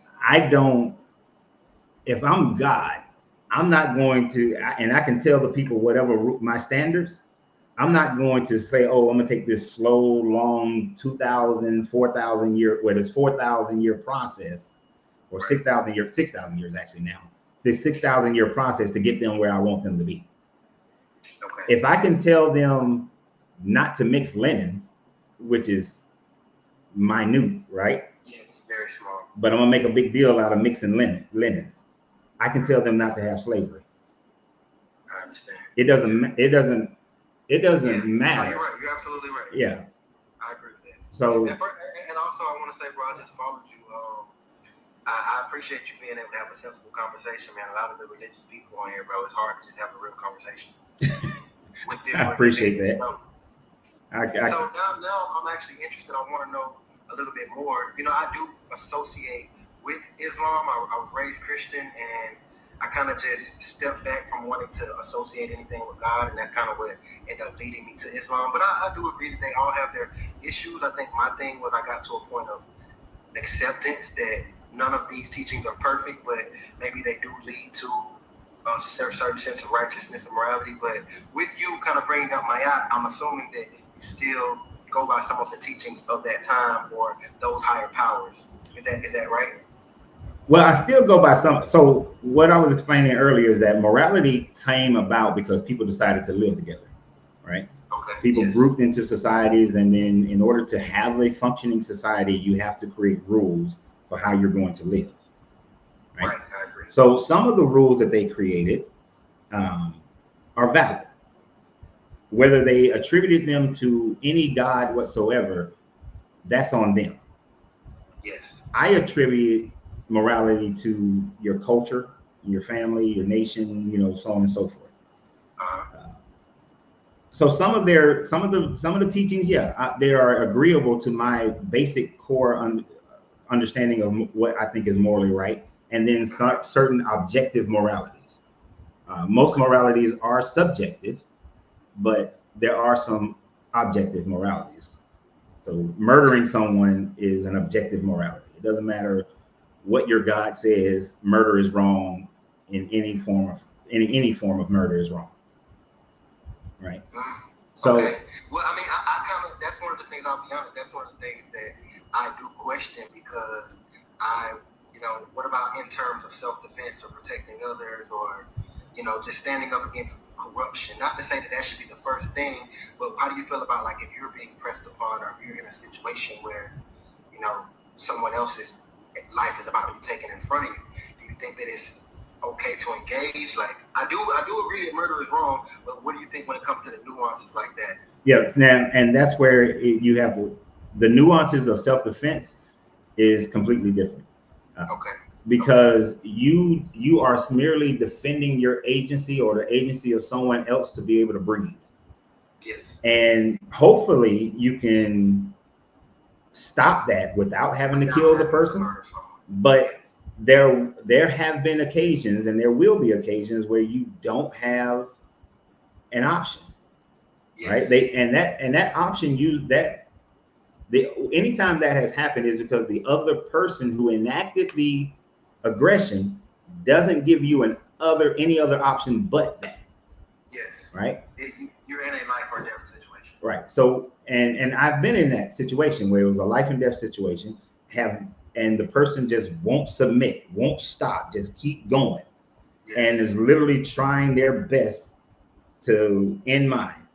Yes. So, okay. So we agree there. I agree with you. Yeah. So there is some nuance, but it's still an objective reality that outside of you protecting your own agency or someone else who's in a life or death situation, you should not be pressing the issue that far. Exactly. Okay, so what is the opinion of the Creator? Would you say you're monotheistic, polytheistic? Who are the higher entities or persons that you are willing to receive divine intervention from, even if it may push up against your perspective of logical, right or wrong? There is none. Okay, I understand.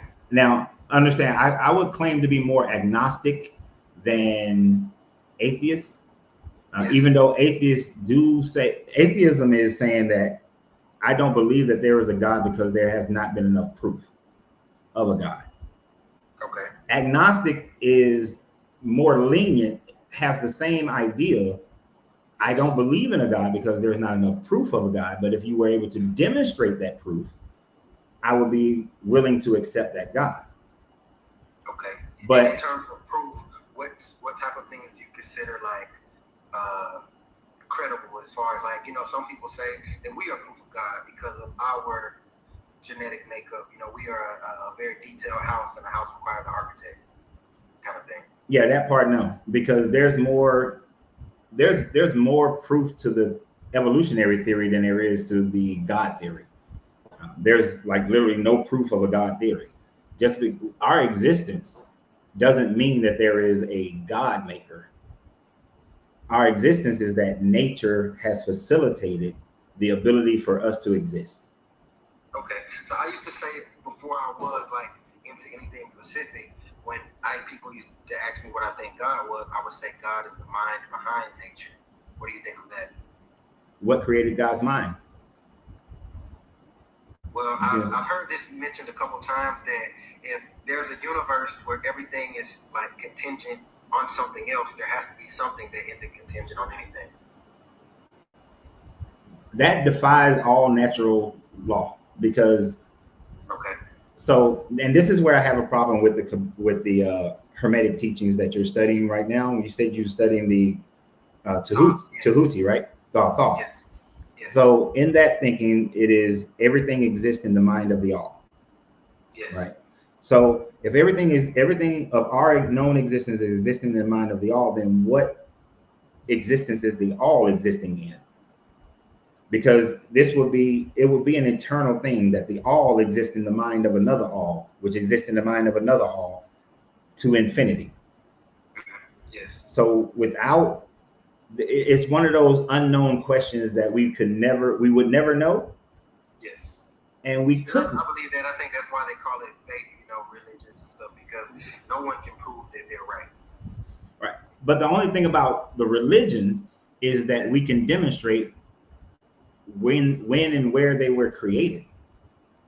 That is true. So even though they write about Genesis, we know that there was no such thing as an Israelite until somewhere around the 13th century BCE. Well, 13th to 14th century BCE. And we can see how they came out of the Canaanites. And then we can see how the Canaanites were conquered by the Sumerians and Akkadians. And then within all of that conquering, we can see the evolution of Yahweh becoming the God of Israel. Yes. So because we can archaeologically and textually see this evolution of this once storm deity, and disaster, and let me be specific, a disaster storm deity, growing to become merged with El, and then getting rid of his wife Asherah, we can see how this God came about. So when we can see that, that's one of the things that let me know that this God is a man-made creation. Wait, I'm gonna be honest. What you said went over my head a little bit. When you said as far as him mating with El and Merging. can you repeat that part? I didn't understand. So I understood everything else though. So Yahweh was originally a Canaanite deity who was a storm deity. Before, are you saying like historically? Historically, before there was an Israelite, yes, Yahweh was the god of the Shashu, but also a Canaanite deity who was a storm deity. And that was within Egypt? No, that's in Northern Arabia. Okay, he was a Northern Arabian deity. A Northern Arabian deity, and somehow that deity became known to the Canaanite people. Wow. Okay. We're not exactly sure how he became known to the Canaanite people. It most likely through trade routes, yes. But he became known to the Canaanite people. Then and once he became known to the Canaanite people, he became known as a storm deity who was the son of the god El and his wife Asherah. Okay. El was the old wise god. Asherah was the fertility god, the queen of heaven, mother goddess. Yes. The Canaanites made Yahweh the son, one of the sons of those two gods. Mm-hmm. When the Israelites separated themselves from the Canaanites and started calling themselves Israelites, they started primarily worshiping Yahweh, the storm deity, because he was also a god of war at that point. Okay. That's very interesting. As time, yeah. Testament, I can believe it. Then by the time we get into Hezekiah and Josiah, Yahweh gets merged with El and becomes a duality within that Godhead. It becomes he's Yahweh, the storm deity, but he's also El, the wise God. He's still married to Asherah. Okay. But then Josiah starts getting rid of Asherah. And between the 600 BCE till the end of the 500s BCE, they get rid of Asherah as a wife to Yahweh/El, and then it's just Yahweh/El by himself, and then they make him eternal and make him the creator God. I understand. So are you? I wanted to understand. Are you speaking this from this place of? Are you sure that they didn't just steal that God's name and weren't actually referring to that deity's actual identity that it already had, or they were just taking the name, like the name was stolen? Or did they actually? Is that? I don't know if that makes sense. No, it didn't. It didn't make sense to me. It might have made sense, but I didn't get it. Say it again. All good. I'm trying to restate it and simplify it. Do you believe? So you believe that they were aware of the deity Yahweh's history before they associated him as the creator God, or they didn't discover him or identify with him until they made him the creator God? Like when Moses made Yahweh the creator God, do you think that he was aware of El and Ash and the history of Yahweh, or he was associating the name Yahweh to his new idea, which was a beginning of the creator God? Okay, so I got to take the Moses part out. Okay, that's fine. Because Moses, nothing is written about Moses until 600 years after Moses supposedly did his thing. So Moses wasn't the one who wrote this. Okay. Right. Who wrote the Old Testament, the Torah? Right. They say that Moses wrote it, but he didn't. Do you think Moses is a real person or no?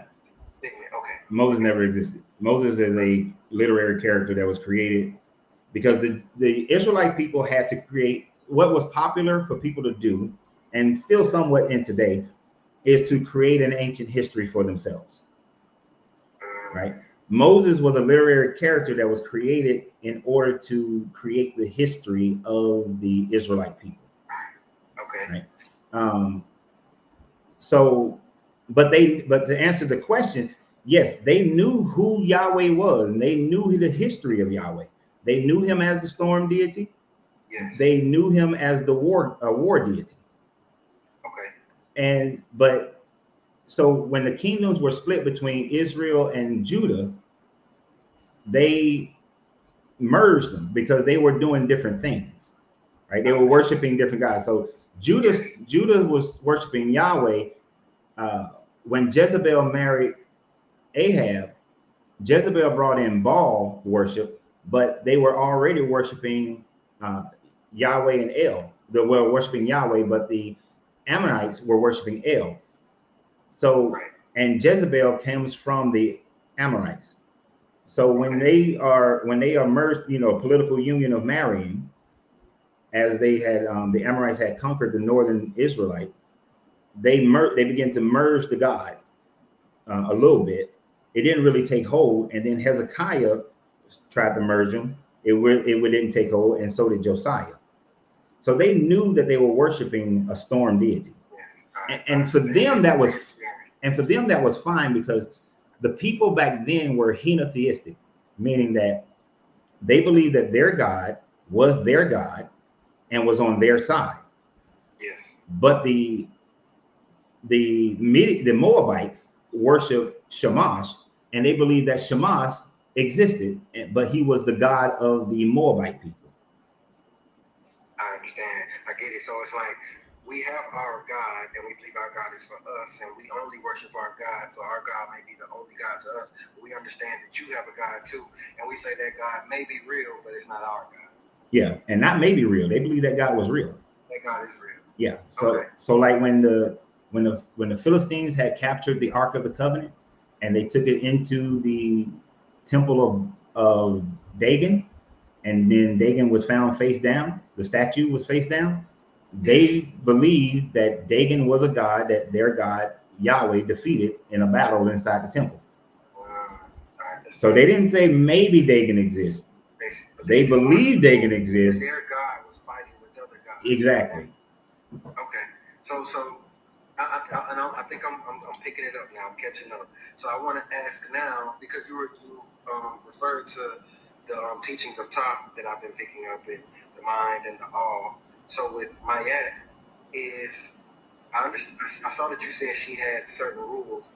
Is she one of the main teachers or deities that you may associate as bringing good knowledge? In the sense of information that I can take, yeah, I would say that. Do I believe in Maat? No, but as far as if I wanted to take a person who has to have a God and say, hey, this is a God that's worth worshiping to a certain degree. Yes. Yeah, I don't believe in worshiping any God, because any God that requires worship is not God. Okay, that's deep. I never thought about that before. Yeah. But okay, so I'll ask, as humans, do you think that what is our spiritual aspect? We know that we're physical beings. We know that we have a brain, but as far as our mind, or I guess you would say our hearts, how do you attribute those things to us? Like throughout your daily life, how do you, I guess, try to feed or discover and like explore the reality or the depths of those things, your spiritual aspect, your non-physical aspect? I explore them through going inward into myself. So like maybe meditation or yoga? Yeah, I meditate daily. In my actions, I give consideration to everything and everybody in my actions. I look at how do I want to be treated, and that's how I'm going to treat the world in the same way that I desire to be treated, because I know I only want the best for myself. And then as far as the unknown aspects of it, I do have the humility to say I don't know, and that I may never know in this existence. Yes. And if there is an existence after this one, I'll find out then. But to guarantee that there is one, I cannot say that, because there is no proof of an existence beyond this one.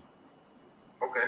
Do you believe that we have any supernatural faculties, like being able to see through time, or being able to manifest, quote unquote, or you know, the things, these powers that kind of have been mentioned throughout maybe Thoth or Jesus, the power that we have. What do you think about that? Like our true capabilities?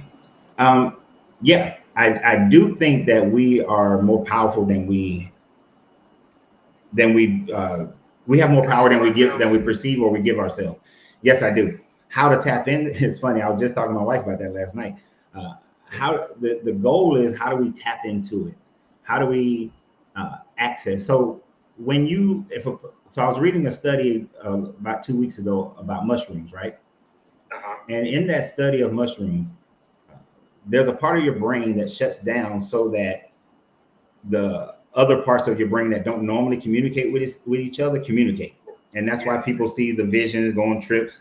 That's why people come out of it with a whole new, and like people, a revelation. And people put it in the sense of a spiritual revelation. Right? Yes, they do. And then some things are left over. Some of those pathways remain even after this network node comes back up. Yes. So I know that the brain is more powerful than we demonstrated. Figuring out how to do that is the challenge. Exactly. Because you know how, like, if you talk about somebody long enough, they show up. I was just about to use that as an example, man. I was just about to say, you know, I feel what you said with the mushrooms is really a great example, because you said the mushroom kind of makes a part of our brain that blocks out us from having this connection and this sight that we have when we're on mushrooms. It moves it out of the way just so the connection can be made. And I find that sometimes I'll think about somebody and they'll call me, me and my friend will be walking and talking about a sport, and we'll be in the corner and somebody's like throwing a baseball, and we were just talking about baseball. And I think that a big part of it is, I don't know if you ever heard this lady named Abraham Hicks. I like to listen to her a lot, but she talks about like removing the resistance. Like, for example, not saying I want to get over there because I really don't like being over here, but saying like, man, it would really just be nice to be over there right now. Yeah. I do think it's a mystery, but I think that what you said is somewhat of a key. Yeah, and I've heard of her. I listened to some of her speeches, and she is like everybody, like not everybody, but she is on to something to a certain degree. That there is. She removes that aspect of God and all that too, so she can just have the conversation. Yeah, and the God part is a hindrance. I mean, we already have enough hindrances in life with the different foods and the chemicals that we ingest in our bodies, which is why I said don't pollute yourself. But we do have hindrances.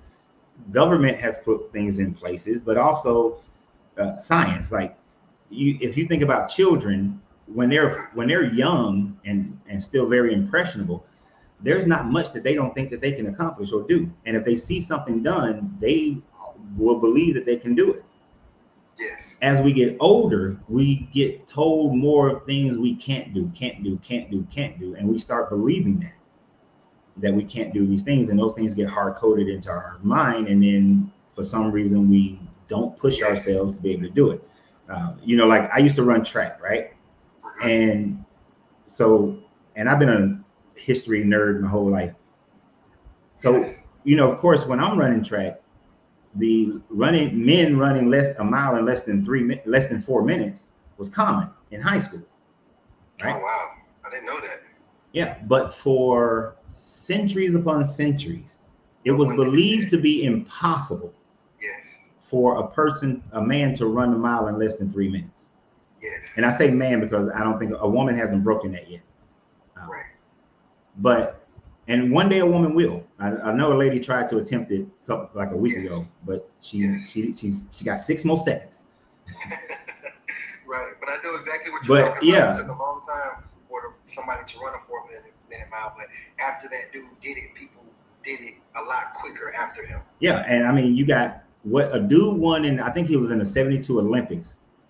He broke that in, I believe, I'm not sure if it's the 72 Olympics, but he broke that like in the 72 Olympics. And from 72 up until when I started running track in the mid to late 80s, you got high school students breaking it. Right. Something that grown ass men couldn't do in the 50s and 60s, thought to be impossible. Once somebody does something, all of a sudden it's believable now.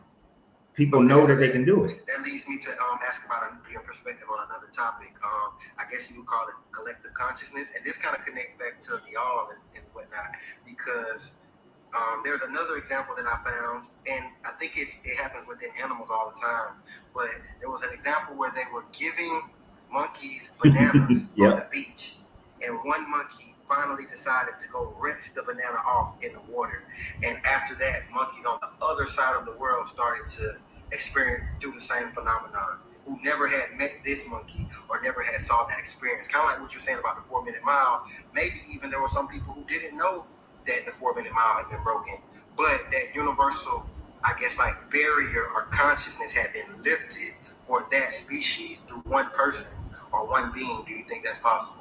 Or limitation, like you said earlier. If a flea can jump 30 feet, but I limit a certain species to only being able to jump 10 feet, that over time they will evolve to all of them will only be able to jump 10 feet. Something to that extent, What do you think about that? No, I think that is incredibly valid. I always tell people, like, especially, so when I own a bunch of different businesses. So anytime I'm consulting someone with business, I always tell them you need to move fast, because whatever idea you have, somebody have the same idea in the same area that you're thinking about doing whatever you do. Right. There is some system of collective consciousness that goes out, that's out there, that we all are receiving information from. Some people receive certain information, some people receive other information. If you look at if you go through the patent office, and I think it's the telephone, it's either the telephone or the light bulb, but I think it's the telephone. But on the same day, with two people who had no connection to each other, submitted a patent for the same damn thing within hours of each other. Now that is wild. And I did read the study that you're talking about with the monkeys. It was it was the monkeys in Japan, and then the monkeys in Okinawa, who were of a similar species, they were the same type species of monkey. The ones in Okinawa started doing the same thing. Yes, I thought that was incredible. Yeah. So, like, there is we know that everything is energy, right? Yes. And your brain waves, your thoughts are energy. That energy goes out. Other people are receiving that energy. Some people are. They may not know where they're getting it from, but they're receiving it. Yes. Yeah. And so that signal is out there in a way. Thoughts. Some people say, thoughts are things, and they go into the atmosphere or the frequency, like the field. Yeah, to go into the field, and you download it from there. And like another example of that is, and I always thought this was amazing. So in the Kemetic history, they looked at the stars, they looked at the Orion, what we call Orion's belt today. Yes. And they drew with the other combined stars, Osiris, right? Osiris, or Asar, whichever name you want to use. Yes. The Greeks, even though they had connections with Egypt, they still looked at the same stars, and they drew Orion the hunter. Now, I don't know if they was influenced by the Greeks, influenced by the Egyptians or not, because they are all Mediterranean people who've been trading with each other for thousands of years. But I just found it interesting that some of the constellations are very similar, because people look up and they saw the same thing. Now, when it came to Canis Major, they saw that as a dog, where the Egyptians saw that as, Asar, saw that as, Aset. Yes. They saw that as Isis. So there are always going to be some differences, but people have looked up in the skies and they've come up with the same shit with constellations. Yes, so I guess that's another key or something to look into as far as us discovering that unseen power. So, okay, I have one more. So we've kind of discussed God, right? But I do want to actually discuss this concept of a devil. And I guess we can also attribute that to just being a different deity. But I thought it was interesting. Me and my friend were talking about, we were talking about like the mark of the beast and these things and devils. And I was like, well, we may already have the mark of the beast if you believe that the mark of the beast is 666. And I was proposing to him, it was just a fun conversation, but I was proposing to him that possibly the cell phone or the iPhone specifically is the mark of the beast, for it has the forbidden apple on it. And also the first ever Apple computer was sold for $666.66. So I guess I would ask, do you believe that there may be an entity out there that is opposing us lifting our consciousness or us utilizing our free will as the true beings that we are? Yes and no. Okay. Okay. I can take that. The yes part is the devil is inside you. It's you. It's the negative part of you. It's the part of you that goes against yourself and goes against society in the good ways, you know, well, in the bad ways, you know, the one that says murder or lie or steal or anything like that. Yes. Jealousy, lust, right. These lower level animalistic traits we may have. That's you. That's the lower vibrational things in us all as individuals. So you kind of associate the devil to kind of like the id. Yes. Okay. Okay. Thank you. You're one of the few people who don't say ego but say id because they understand the difference of that what Sigmund wrote. Yes. Yeah, the ego balances out the id and the super ego. Thank you. Yes. But as far as that's just within us. And back in the day, people tried to explain why these things happen, and so they deified it and called it the devil, you know, or they called it serpents or Beelzebubs or Satans and Lucifers and all these, which none of those are one and the same. That's the first problem, is that the serpent, Beelzebub, Satan, Lucifer. You consider those different deities. Those are different, and one of them is not even a deity, it's the planet Venus. Lucifer is the planet Venus. It is not a deity at all. Okay, I'm glad. I'll say this. A lot of the things that you're telling me now, I can tell that you have done your research, but where would I go if I wanted to learn more about these things? I know you can go through the internet, but are you going through a certain book, like even the laws of Maat? When you usually want to research deeper and go beyond the common consensus, how do you usually study that? And you can finish your thought first if you want, but I wanted to ask that because I am curious. Yeah, I get to that. So the devil thing is something that was created by people, and the bringing them all together was a 2nd century creation because people were asking these questions in that whole region of the Roman Empire. They were asking those questions, well, who are all these different evil beings? And so they merged them all together to make them into one being. Yes. So this devil, ancient Israelite tradition doesn't have a devil at all, right? So this was a creation. And they may have borrowed it from the Zoroastrians because they were the last, before they became conquered by the Greeks, they were conquered by the Persians. And the Persians had the Agramenia, who was directly opposed to Ahura Mazda. And Ahura Mazda was their one singular god, and Agramenia was the devil. Okay. And so when they got conquered by the Greeks, then they started understanding Hades and Zeus and start just creating that whole God versus the devil scenario. Now, the way that now you would ask me this question 30 years ago, I would have pointed towards books because books, and I would have told you to get you a membership to the Library of Congress and to I know I'm gonna show my age for real now, write letters to different college libraries. Really? But and they will send you certain books. Yes, they will send you certain pamphlets of papers. It won't be a book. So what you could do today, Google is fine, but you'll gain more information. The way I do it now is I use Google Scholar or Academia EDU, because what that gets you into are the PhD papers that are written by those who already have PhDs, is written by those who are getting their PhDs. You also have Academia EDU will also give you some information that archaeologists are writing on when they find stuff. Well, Google Scholar will give you that as well. Okay. But I will, because the other end of reading that is usually you will, I'm sorry, there's one dude on Facebook telling us, yep, you're old.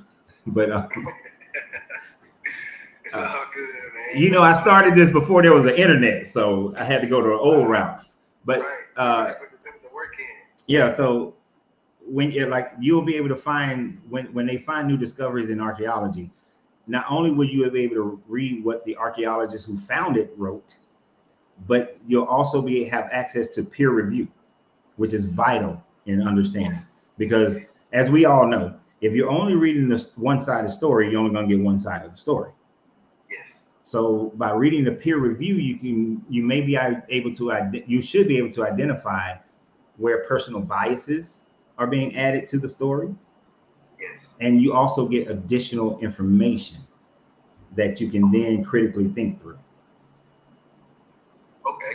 So you said academia edu and Google Scholar.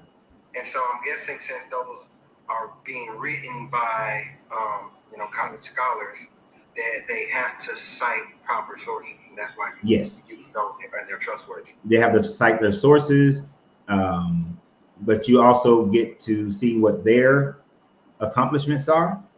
Yes. To be able to identify how well they know the subject. Okay. So it cuts out, it allows you to be able to research things that you just not going to be able to research yourself. Like, I don't read Koine Greek. I don't read Hebrew or Proto-Hebrew. But if I'm reading a paper based, this man or woman they studied, they learned Proto-Hebrew, and then their peers have also learned Proto-Hebrew. Then they're reliable. Right. It's just like with cuneiform. When I was learning cuneiform, I was learning the cuneiform that was based on Zechariah Sitchin. Okay. But as I started reading more peer review, I started to realize that even though he had a lot of things right, he also had a lot of shit wrong, because he already had a predetermined landing spot. He already had made a decision. He was determined for it to be ancient aliens. Oh wow. So it okay, so I'm interested what you think about intergalactic beings. Do you think we have encountered any? Nah. Okay. Nah, we too far away. We out in the country, man. Now I'm gonna say this crazy theory that I've heard, but I want you to hear what you think about it. I have heard that a certain group of people who are on the planet right now, who many would say are destroying the planet, have already destroyed another planet, being Mars, and have come here inhabitating a planet with the original group of people. Some may result into the 12 tribes, or just indigenous people, and they have changed those people from being spiritual, left brain, creative beings to right brain, overly logical, mechanical beings, and that they are slowly doing to this world what they did to the last world. Have you ever heard that theory? I've heard a similar theory to that. I can't. The Martians. Yeah. I don't necessarily agree with that one. No, that's fair. I just was asking. I mean, they're just, there's some information that can make you think that. Like, you look at the asteroid belt, and there should be a planet where the asteroid belt is. Right. But if there was a planet where the asteroid belt is, that would make Mars a moon. And Mars does have attributes that are more moon-like than they are planet-like. Planet-like, yes. And it seems that it may have been able to have life on it at one point. But something happened that destroyed that life. Yes. So I didn't even know all that. I just kind of ended up hearing this story, and it kind of related to it connected to some of the beliefs that I already had. But I can say I don't know as much about astrology, but you actually enlightened me on that as far as the condition of Mars.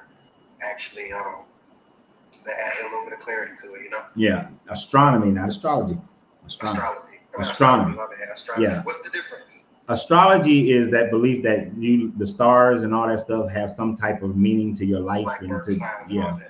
Astronomy is just a study of space and the bodies in space. But as far as there being these beings, that to me is like creating the gods. I need a reason to justify why life is such a struggle. Okay, so I do have to ask this too, then, because what kind of led me into that, and one of the things that kind of made me believe that a little bit is CERN. What do you think about CERN? The Hadron Collider. Yeah, I think that it's just science, the continued progression of science. I don't think that CERN or DARPA or all those That it changes. No, not a harp. Yes, I know they're more related to weather control. Yeah, I don't think that any of those things are some type of cabal that's trying to destroy or control the world. It's just a continuation of science. We've known how to do nuclear fission for 70 years, but controlling the energy when it happens was the thing that was lacking. And they recently figured out how to control the energy without destroying themselves, with destroying us. Now, the next stage is them harnessing that energy so that it can be utilized. Okay. Well, I guess I'm asking from the perspective of my understanding of the Hadron Collider is that it peels back the veil of matter or reality, and it's kind of like it's creating a tiny black hole to where they can look through and see deeper, like way further parts of the universe. I don't know if that's accurate, but that's my understanding. But also that every time they use it, it's releasing an antimatter or a dark matter that is very chaotic. It might be. Okay. That's above my pay grade on that one. Okay. But the thing about it, peeling the veil back, do you think they are using the Hadron Collider to look at different spaces within the galaxy? Or is it just strictly being used to see how these particles clash and react? right now, I think they just seeing how it happens and how they can make you create energy, and then we can use that energy. As far as being able to see deeper into the universe or to see in a different dimensional plane or something like that, if that happens, I think it'll be by luck or just like, a byproduct. Right. One of those unexpected kind of things.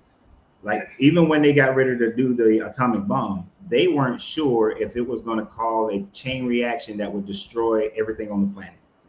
That by splitting the atoms, every other atom was going to split and everything was just going to blow up. They were not sure. Right. But they did it anyway. I have people around me who kind of argue that they think we're already in an alternate timeline because of things like the Mandela effect or things that they remember used to be one way and they're not anymore. They believe that we possibly could be in a different timeline already. Yeah, I don't think so. I just think that the Mandela effect happens because we just want to remember something a certain way, or it gets quoted a certain way, and that becomes a popular way. Yeah, it just becomes a popular thing. Like people thinking Mandela died in prison. I don't even see how people thought that. You saw the man become president. You saw him get out. Yes. You know what I'm saying? How did people, and maybe because I grew up in that time frame, I was a young adult, and because of the work that I was doing, I was attentive. I had to be attentive to what was going on. Yes. But when people was like, the Mandela effect, he died in prison, I was like, what the hell y'all talking about? That man was president of South Africa. Right. And some things are just, you hear it so many times that you just think that's what it is. Like the Bernstein Bears. Yes. You just heard it a certain way, and then you just tend to remember it, with the whole Luke, I am your father, instead of no, Luke, I am your father. Yes, I understand. Yeah. That's what's up, man. I only got a little bit of time. I saw the picture and I was interested, bro. But I think this was a great conversation, and you pointed me to go look into some knowledge for myself. No, I appreciate it. Thank you for coming on. Yeah, if I see you on again, man, we'll talk a little bit more. I'm sure I'll have more questions in the future. Yeah, I used to didn't do TikTok live because TikTok was getting on my nerves. Because the reason why you won't see my face on TikTok because I usually smoke a cigar while I'm doing this, and they kept canceling my lives and put me on punishment. Man. So that's wild. But I'm gonna start doing the TikTok. So I go live every Monday, Tuesday, Wednesday at 12 noon Eastern Standard Time. Okay, cool. I'll definitely be back. What do you go by? Renz, Coach Renz, RENZ. All right, I'm Mario, man. So I'll talk to you soon, bro. I hope you have a great day. All right, good to meet you. Hey, you have a great one as well. Thank you. Peace.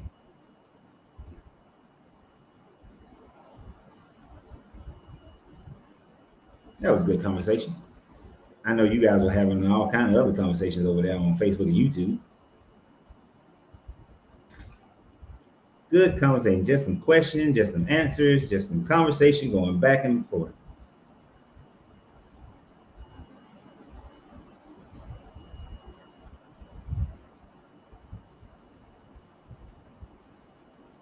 I see some of the things. I've been trying to keep track of what you guys are talking about as well. I see y'all are having a debate with Francis. a lot of you guys.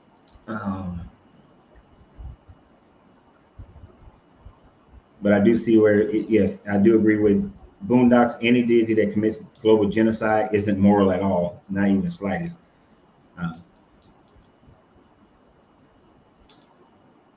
Yeah, it's just me. Mario thinks deeper than most people, so that's great. Yeah, any God that would allow genocide, mass murdering, slavery, is not a moral God, plain and simple. The morality has left the building when that is allowed. And to what Mario was saying, within that concept, if a God, the Bible God is written based on the culture of the people of that day.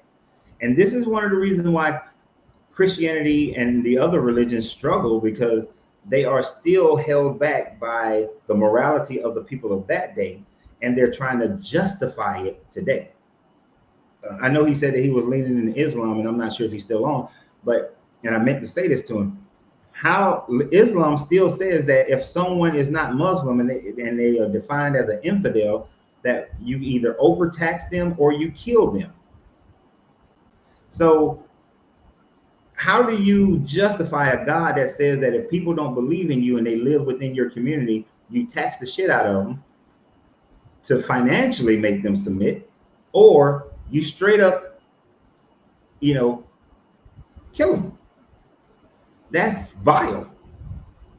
That God still is less moral than what we are today. Like, I could not imagine, if you will, if black people took over America, and then all of a sudden black people start saying, well, for white people, we're gonna tax, because y'all not black, we're gonna tax y'all at a higher rate. And if you don't go get a tan, we're gonna kill you. The redheads are done.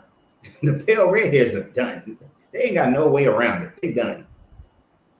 We will be seen as being immoral for doing that.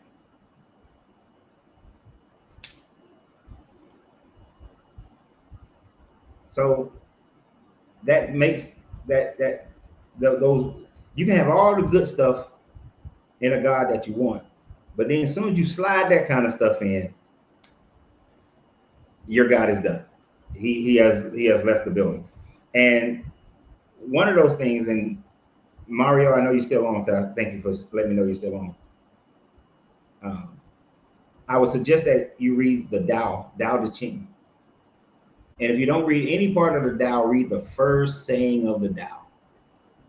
The moment you give a God, and it calls it the way, but the moment you give a God a name, the moment you put it in a book, the moment you give it attributes, it is no longer God, because it can no longer be all encompassing. It has to be whatever that society deems that God to be. And the God of the Bible, the God of the Quran, the God of the Torah, is nothing more than what that society who wrote about him at that time frame is. And now people are trying to justify it into our modern day time frame. The God of the Bible, absolutely, the Abrahamic God absolutely is for slavery, absolutely is for genocide. But now people are like, well, the genocide, or even the flood, he had to kill the babies, because then who would be there to raise the babies? Or he had to genocide that whole town and kill the kids, because if he didn't kill the kids, they may rise up against the Israelites one day. Those people, they already had slavery, so he had to let them slowly grow out of it. So if I'm God, I ain't got to wait for you to slowly grow out of nothing. I say, this is it, that's it. But I certainly don't have to genocide all the people. If you look at how war happens, America decimated Japan. Japan was still more of a imperial feudal system. But once they were decimated by America, all of a sudden they started changing and becoming more westernized. Any country that's been conquered they become what their conquerors are. If you defeat somebody in battle, you don't have to kill the babies, because the babies are going to become whatever you are. So it makes no sense for this God to give a command to genocide children. You know, it doesn't. Now you're in a war, you defeat the adults. The adults may uprise against you, but we've seen in our own history that the adults, shit, they the main ones who will just capitulate and live however you're living. Look at the so-called 5 civilized tribes in America. Oh, you tired of us taking your land? You tired of us? You tired of warring? I tell you what, start dressing like us, start believing in our God, get some of our names, get some slaves like we got slaves, and we're going to call you the 5 civilized tribes, and we'll sign these treaties with you. They were so entrenched in that mindset that even though Juneteenth was just celebrated, it wasn't until a full year on June 14th, almost a full year, 5 days shy, that they had to force the last Native American tribes to end slavery in America, because they were so entrenched in living the American style, the European, the Western American mentality, and completely abandoned their ancestors. Well, not completely, but 99% abandoned their ancestral living style and moral stance. Because it's interesting, when the colonials got to the Americas, the indigenous people didn't have slavery in North America and in the Caribbean. Now the Central Americans, and when I say North America, let me clarify. Because Mexico is part of North America. The Aztecs still had slavery, but the Tianos, the ones that were in the America and Canada, modern day American Canada, they didn't have slavery. The majority of them. That was something that was introduced to them. They didn't even own land. That was something that was introduced to them. So people will gravitate towards that. So there's no reason for this God to genocide people and kill kids.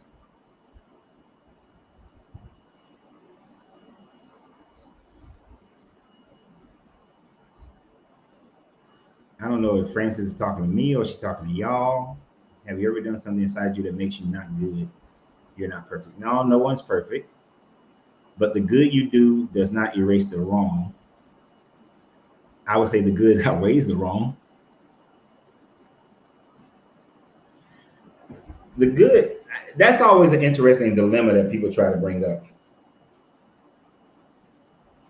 The way that can be spoken of is not, hey, yep, you knew you read it, the Dow. That's what's up, Mario. This idea that someone does more wrong than good and your wrongs can't outweigh your good, that is just a Christian just a Christian mindset. When you look at Judaism, when you look at Islam, when you look at the Indus religion, your good can outweigh your bad. That's like the whole idea of karma and dharma. That's the whole thing with submitting to Allah, is your actions, your works, the same thing in Judaism, can outweigh the negative things you've done. I think it's very demented in Christianity to think that no matter how good a person is, they're going to hell. That's ridiculous to me. That is absolutely ridiculous. Dab Daddy Fergie, let me know what you want to talk about, because if you're trying to do one of them challenge things, I don't do those. So let me know. But yeah, that's absolutely ridiculous to think that you just a filthy rag. I think it's also like, that's that negativity. People love to gravitate towards negative mental concepts. Right? So we're gonna bring Dab Daddy Ferg on.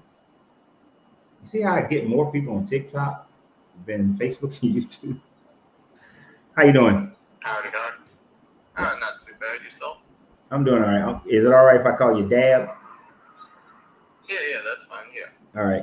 I ain't calling you Dab Daddy. No, you're fine. You're fine.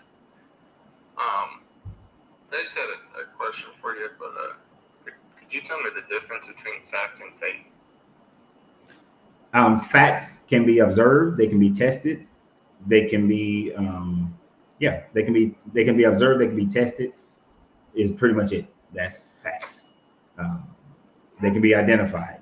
Faith is just believing without anything that can be observed or identified, and it's based on your own personal thoughts. Yeah, I do appreciate that. Before I get into religious conversations, I usually ask that first, just to see where the person's headspace is. Okay.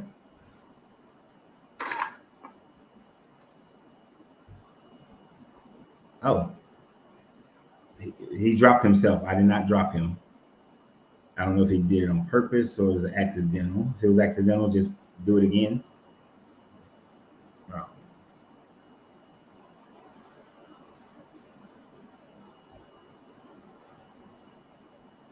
I like what Ankush said here on YouTube. You become good by doing good. You become evil by doing evil. Exactly.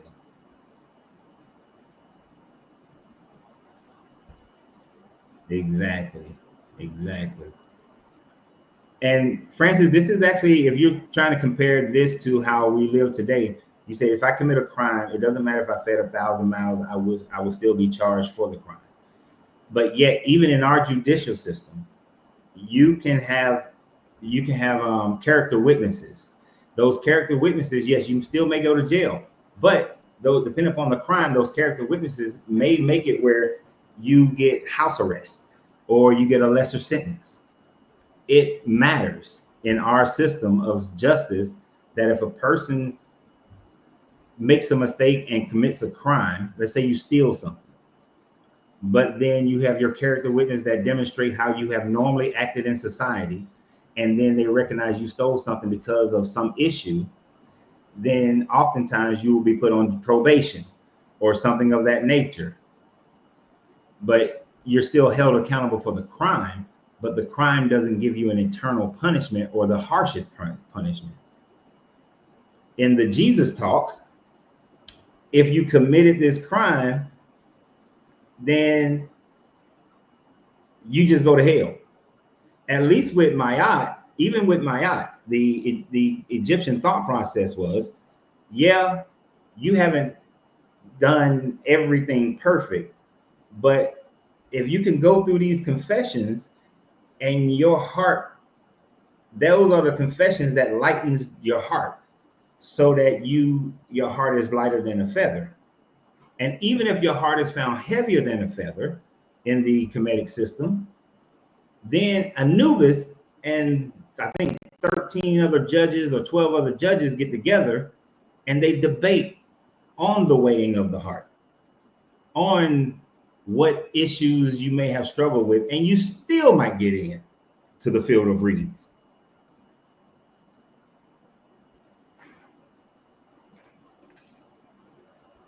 Like with Guitar Dog, he said, Jesus fed 5,000 people, but let 1 million people starve. Is that wicked? How about this one, Guitar Dog? Jesus fed 5,000 people, but he still called that Canaanite woman a dog and allowed her to submit herself as a dog.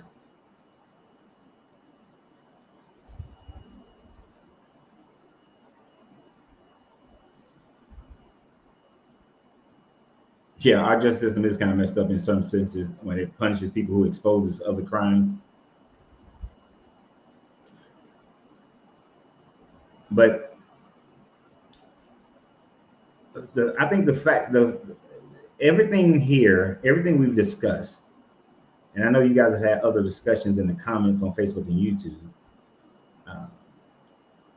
The Bible morality is far worse than most of the morality of societies that they were around, that the people of the Bible were surrounded by. I think the Israelites had a little brother a middle child complex, or the Napoleon complex. They were constantly being conquered. They worshiped a war god.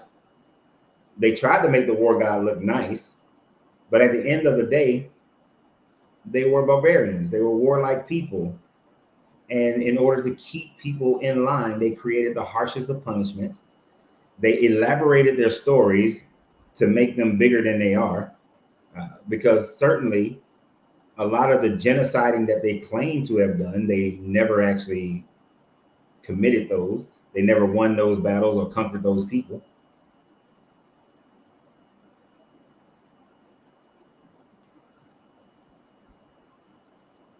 And I don't know if Francis is talking to me or talking to somebody else, but saying you've never ever sinned in your life, that argument is kind of like the Pascal's wager.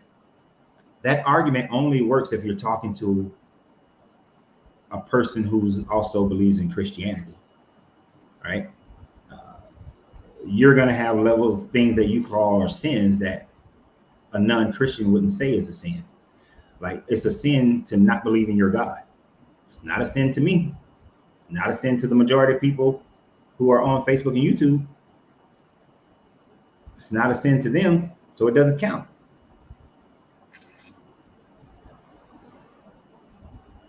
And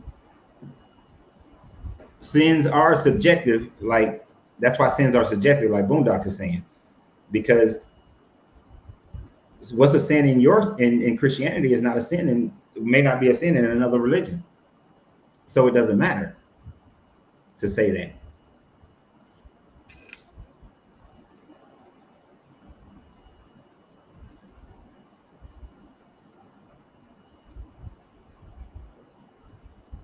I want to speak to you about my God and worship Yahweh. Why do you think do you want to come on to the live, or you want to type in the comment section?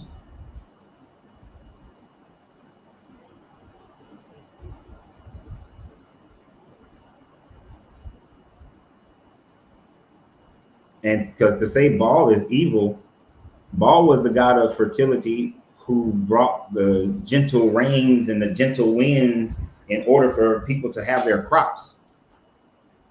The stamp of evil on Baal or Satan or Zeus is just something that Christians, those who are against those gods would say.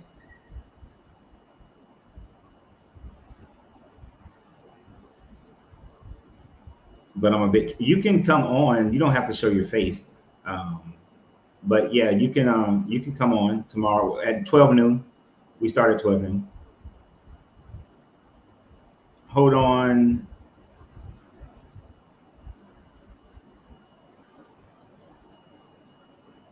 So Yeshua,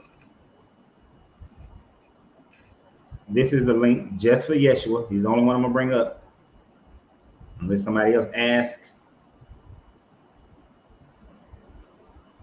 Yeah, because Yahweh was his brother. According to the Canaanite pantheon, Yahweh and Baal were brothers.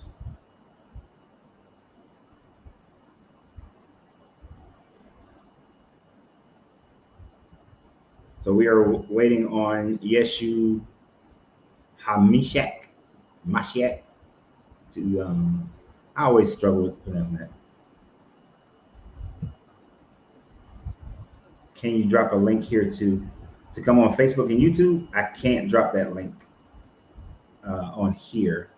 YouTube doesn't accept, I mean, TikTok, sorry, Mario, TikTok doesn't accept StreamYard.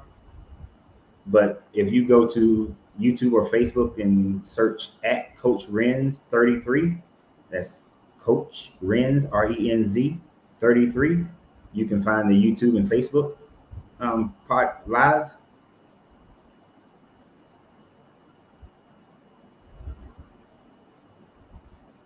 Yashu, waiting on you to click on the link.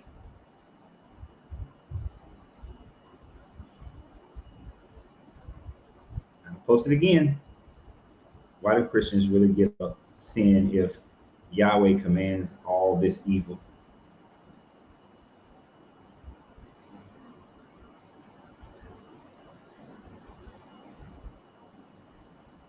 it's not working. Let me copy it again.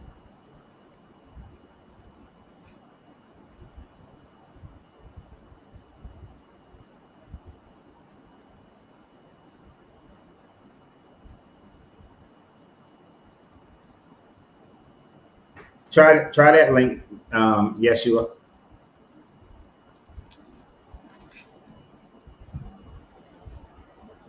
The link to come on is only created once I create the live, Francis. So after I create the live and you come on to the live and you come on, let me know, and then I'll put the link out there. But it's only it's generated once I create the live. So I have to start the live. So I can't preset it for tomorrow. Now, if you subscribe and turn on your bell notification, you'll know when I go live. You'll be able to easily find the channel. And if you don't want to remain a subscriber, you can always undo it after.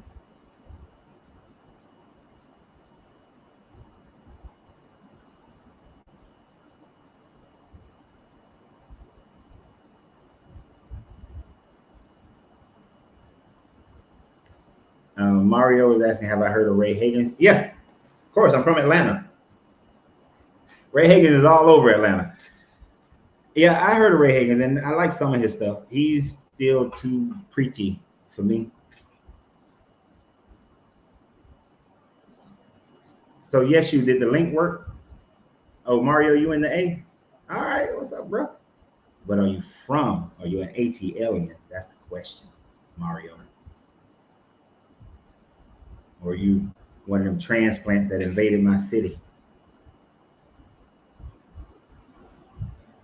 Okay. Oh, Mario. See, I know Mario is from Atlanta. At first, I asked him, was he from the A? And the first thing he said that he was a Grady baby. Only people from the A identify with the hospital. I'm a Kennestone baby. Mayetta.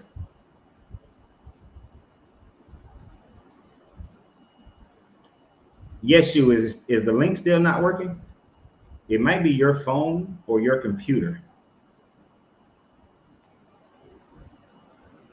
True salute, brother. And Mario, I always let people know when I'm traveling.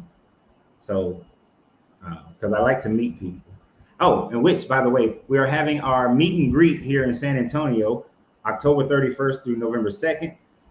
On Facebook and YouTube version of this live, you will find the link that will attach you to the hotel that we're having an event at. You get a discount at the hotel, you get a free breakfast, you get a free dinner at the hotel. So if you want to join us for the meet and greet, October 31st through November 2nd, yes, we will have some conversations. But the main thing is we are just enjoying each other's companies. We're going to have a meetup at the Chinese tea gardens. We're going to meet up in areas that are free so that we can just talk and have fun. We will have some conversation, but definitely want to just enjoy each other's company and continue to grow together, especially after hearing the guy last night. There's a lot of us who have lost our family members, and we need to grow our new family. I guess Yashu can't come up for some reason. I don't know if it's his laptop or phone. Can somebody else click on the link? You ain't gotta stay. I just want to make sure it's working. I need somebody else to click on this link just to make sure that it's working. And that is not Yeshu. You ain't gotta stay. Y'all done got me into the 3-hour mark. I'm gonna get up because y'all know I got my regular videos I gotta make. And I was trying to get Yeshu that opportunity. That was gonna be our last conversation before I get off here and do some other work. But I definitely want to see you guys here in San Antonio, as many as possible. I know quite a few of you have already reserved your room, and reserving your room doesn't cost you anything. You take care of it when you get here.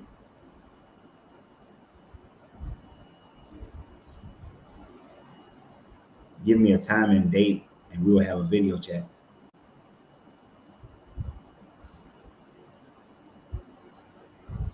So I go live every Monday, Tuesday, Wednesday at 12 noon Eastern Standard Time. That's when we go live.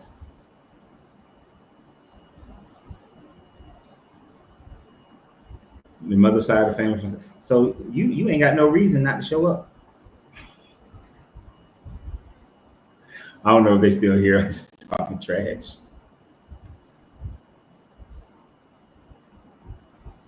Do you think Jesus ever studied from Buddhism during his lost years? That were a lot from, of his teachings come from.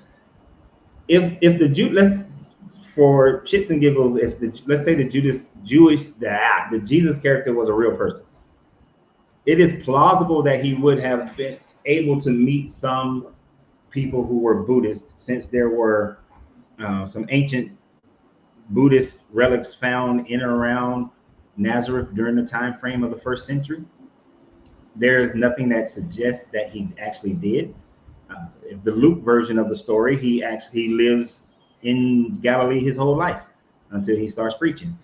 The Matthew version, of course, he goes to Egypt during that same time frame, which is a contradiction. But I don't think he did go to India or anything of that sort. But he could have picked up some things from the local people who were from Persia, from like modern day Pakistan.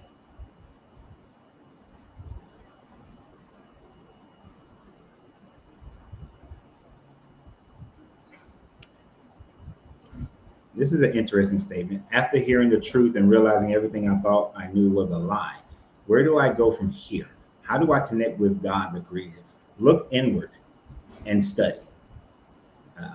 I think you will find that almost every religion's God is not God, not the Creator, if there is a Creator. But to look inward inside yourself is the best place for you to find your spirituality and your divinity. Okay, so y'all saying StreamYard is messed up today? Let me see.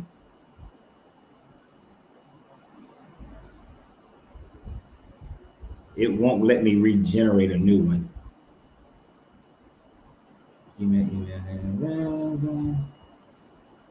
Okay, I don't know. So StreamYard is messing up. So StreamYard is messing up. So you say study what? I would say study. Okay, for me, if I was giving you that advice, I would say study the Tao and study hermeneutics. Learn how to meditate through the Buddhist method is one of the best ways of learning meditations. Let your mind be open to receive anything without a landing spot. If you go into it looking for the God of the Bible, you're going to find the God of the Bible. If you go into it looking for the God of Islam, you're going to find the God of Islam.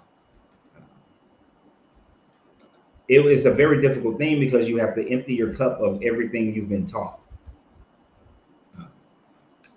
And once you do that, empty your cup, then you can actually start to refill yourself. And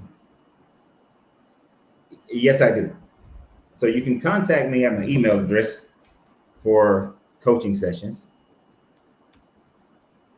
I'll put it on here.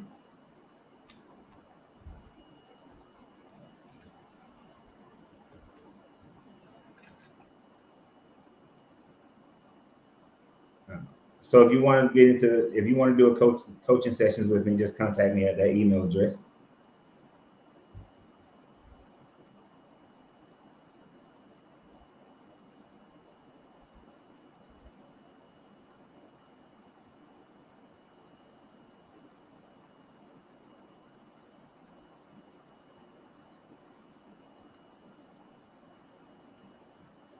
So that's why the Bible says, come to him like a child. No, I completely 1%. Well, I don't 1% disagree with that, but there are some aspects of coming to any belief system like a child. Children accept whatever their authorities tell them. So if the authority tells you something, then that's what children will accept. Why should I accept that? you should come to any major decision like spirituality with critical thinking, with the trivium. Gather all the knowledge and information you possibly can. Then you evaluate that information, and then you test that information.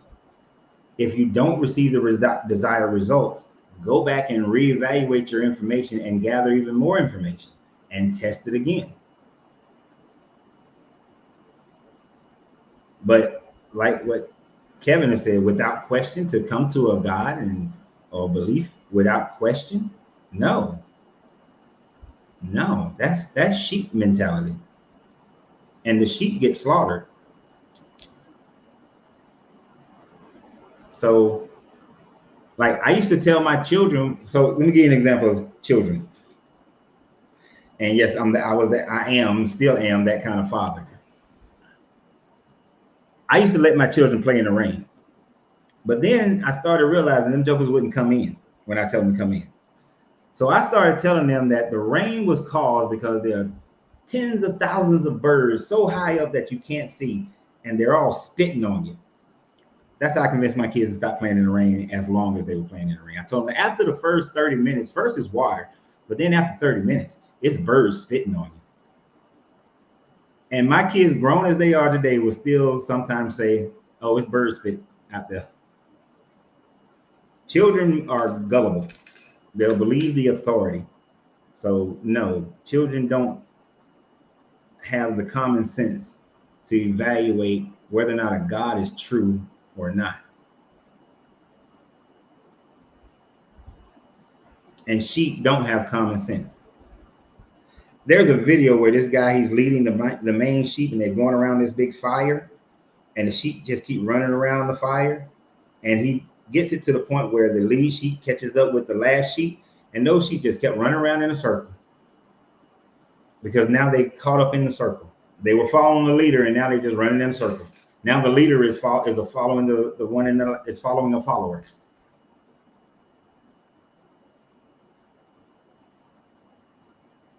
The sheep don't have common sense. And as long as you don't slaughter the sheep too quickly, they won't even know that the whole herd has been replaced.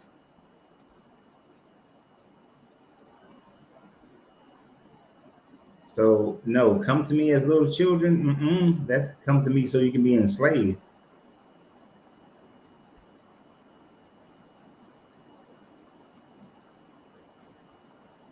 Not as a little child, but as someone who is willing to learn.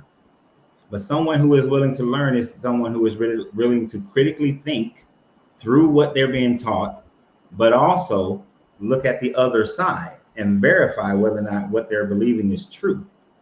And that is the question. At what point do Christians or Bible believers actually study outside of their Bible, or even study the Bible itself and see the inconsistencies, see the false narratives, or when you see something inconsistent, you just accept whatever somebody has told you that sounds good so that you can live with the inconsistency?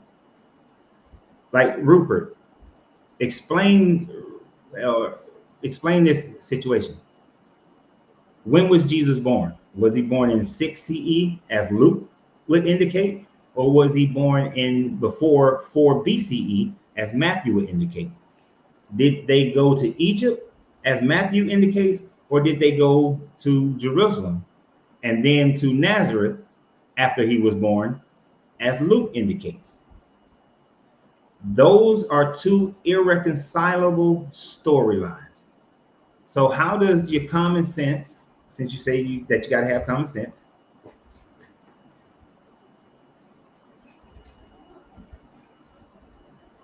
oh, so you're saying he wasn't born, he was great, so he just popped into the scene? So the whole Virgin Mary story is all bullshit? How do you determine he was created and not born? Like, yes, as Tita is saying, how did he arrive? How did the Jesus of the Bible arrive if he wasn't born? Because if you believe the Bible, he was clearly born. But if you believe the Bible, you either got to believe Luke or you got to believe Matthew.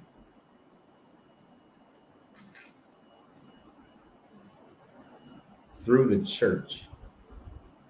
So you don't believe in Jesus. Like that'll clear up a lot of stuff.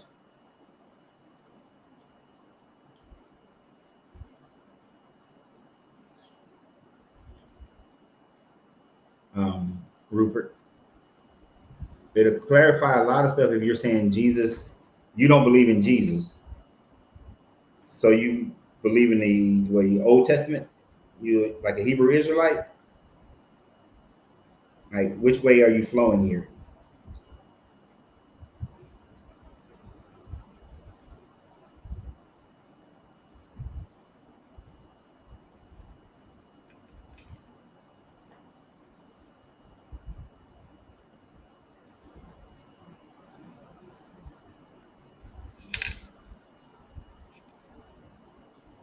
Okay, who is Joshua the prophet? So you Muslim? You Islamic? But where does Yeshua come from? Who is Yeshua? How do you have information about Yeshua? Is it from the Quran or is it from the Bible, New Testament?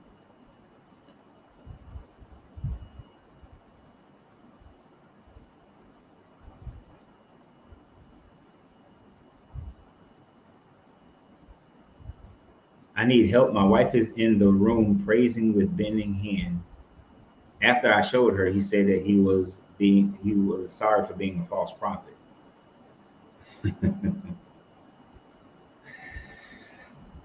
All you can do is show people information. Whether they receive it or not is totally different. Now, when you're dealing with a wife, that's incredibly difficult.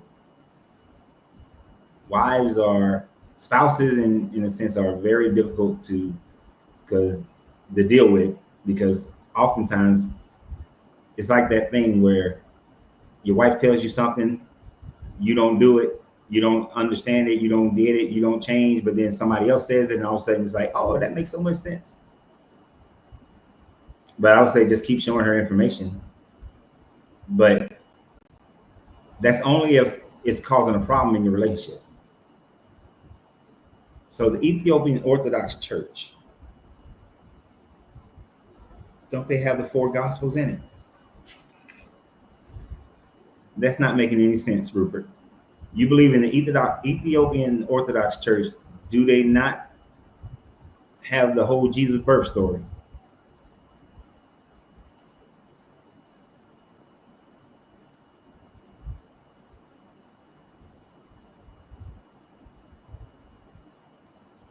I'm an American living in Uganda, and he has so many people over here.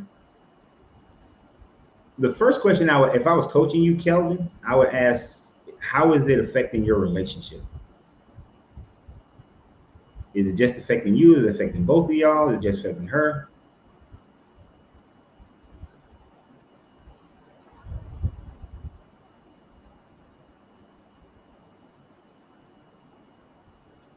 Not yet, not quite yet, Wilford. Not quite yet. Not quite yet. He hasn't lost his family quite yet. Oh, you sent the email, Reno? Okay, and I'll explain everything in the email. There's a whole package that you have to complete first after the payment is made, and then we will schedule your first session.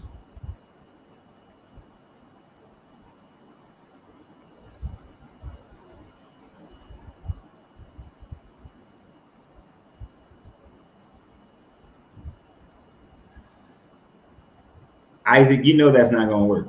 You know that's not going to work. He said, tell the wife that man is the head of the woman, just as Christ is the head of the church, and the Father Yahweh is the head of the Son Jesus. Yeah, that ain't going to work. That only works when you believe in the same thing. And even then, it still may not work.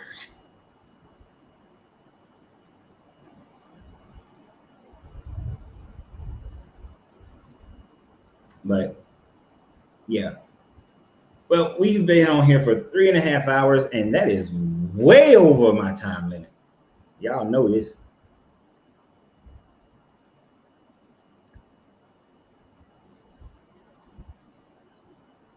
What name were they using? Oh my God, you still on there? But Rupert, you're kind of a mixed bag guy. You're not answering the question. You claim the Ethiopian Orthodox.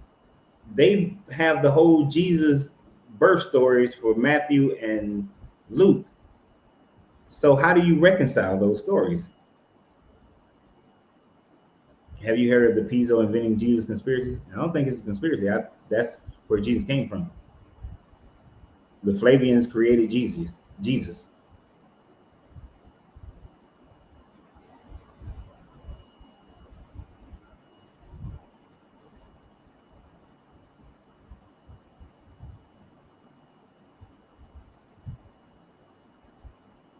Because I constructed it 40 years ago, and we've only known each other for a couple of years. I started out trying to teach her all the contradictions in the Bible, and now it's caused a rift. So you had already walked away before y'all got together, and now you're trying to change her. If you deconstructed and then you went and you married a woman who was a believer in the Bible, I'm be honest with you. You messed up, bro. You messed up. There are certain things that's oil and water.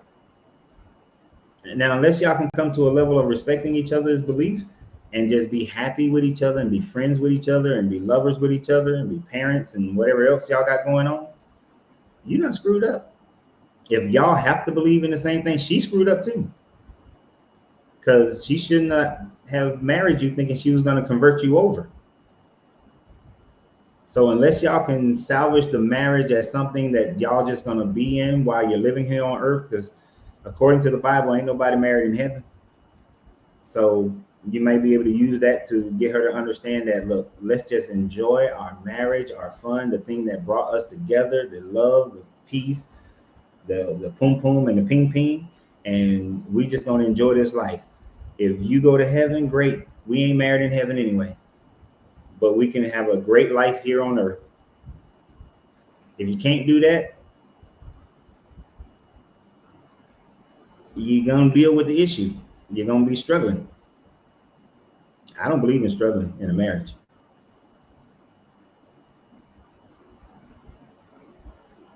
I don't believe in that at all. I ain't struggling in a marriage. We ain't gonna be fighting all the time or arguing and have some level of disdain towards each other, especially not over some beliefs. So I know that's harsh to a lot of people because they want, oh, marriage is forever. No, it's not. Marriage is not forever. Marriage is day by day, every day, a daily commitment.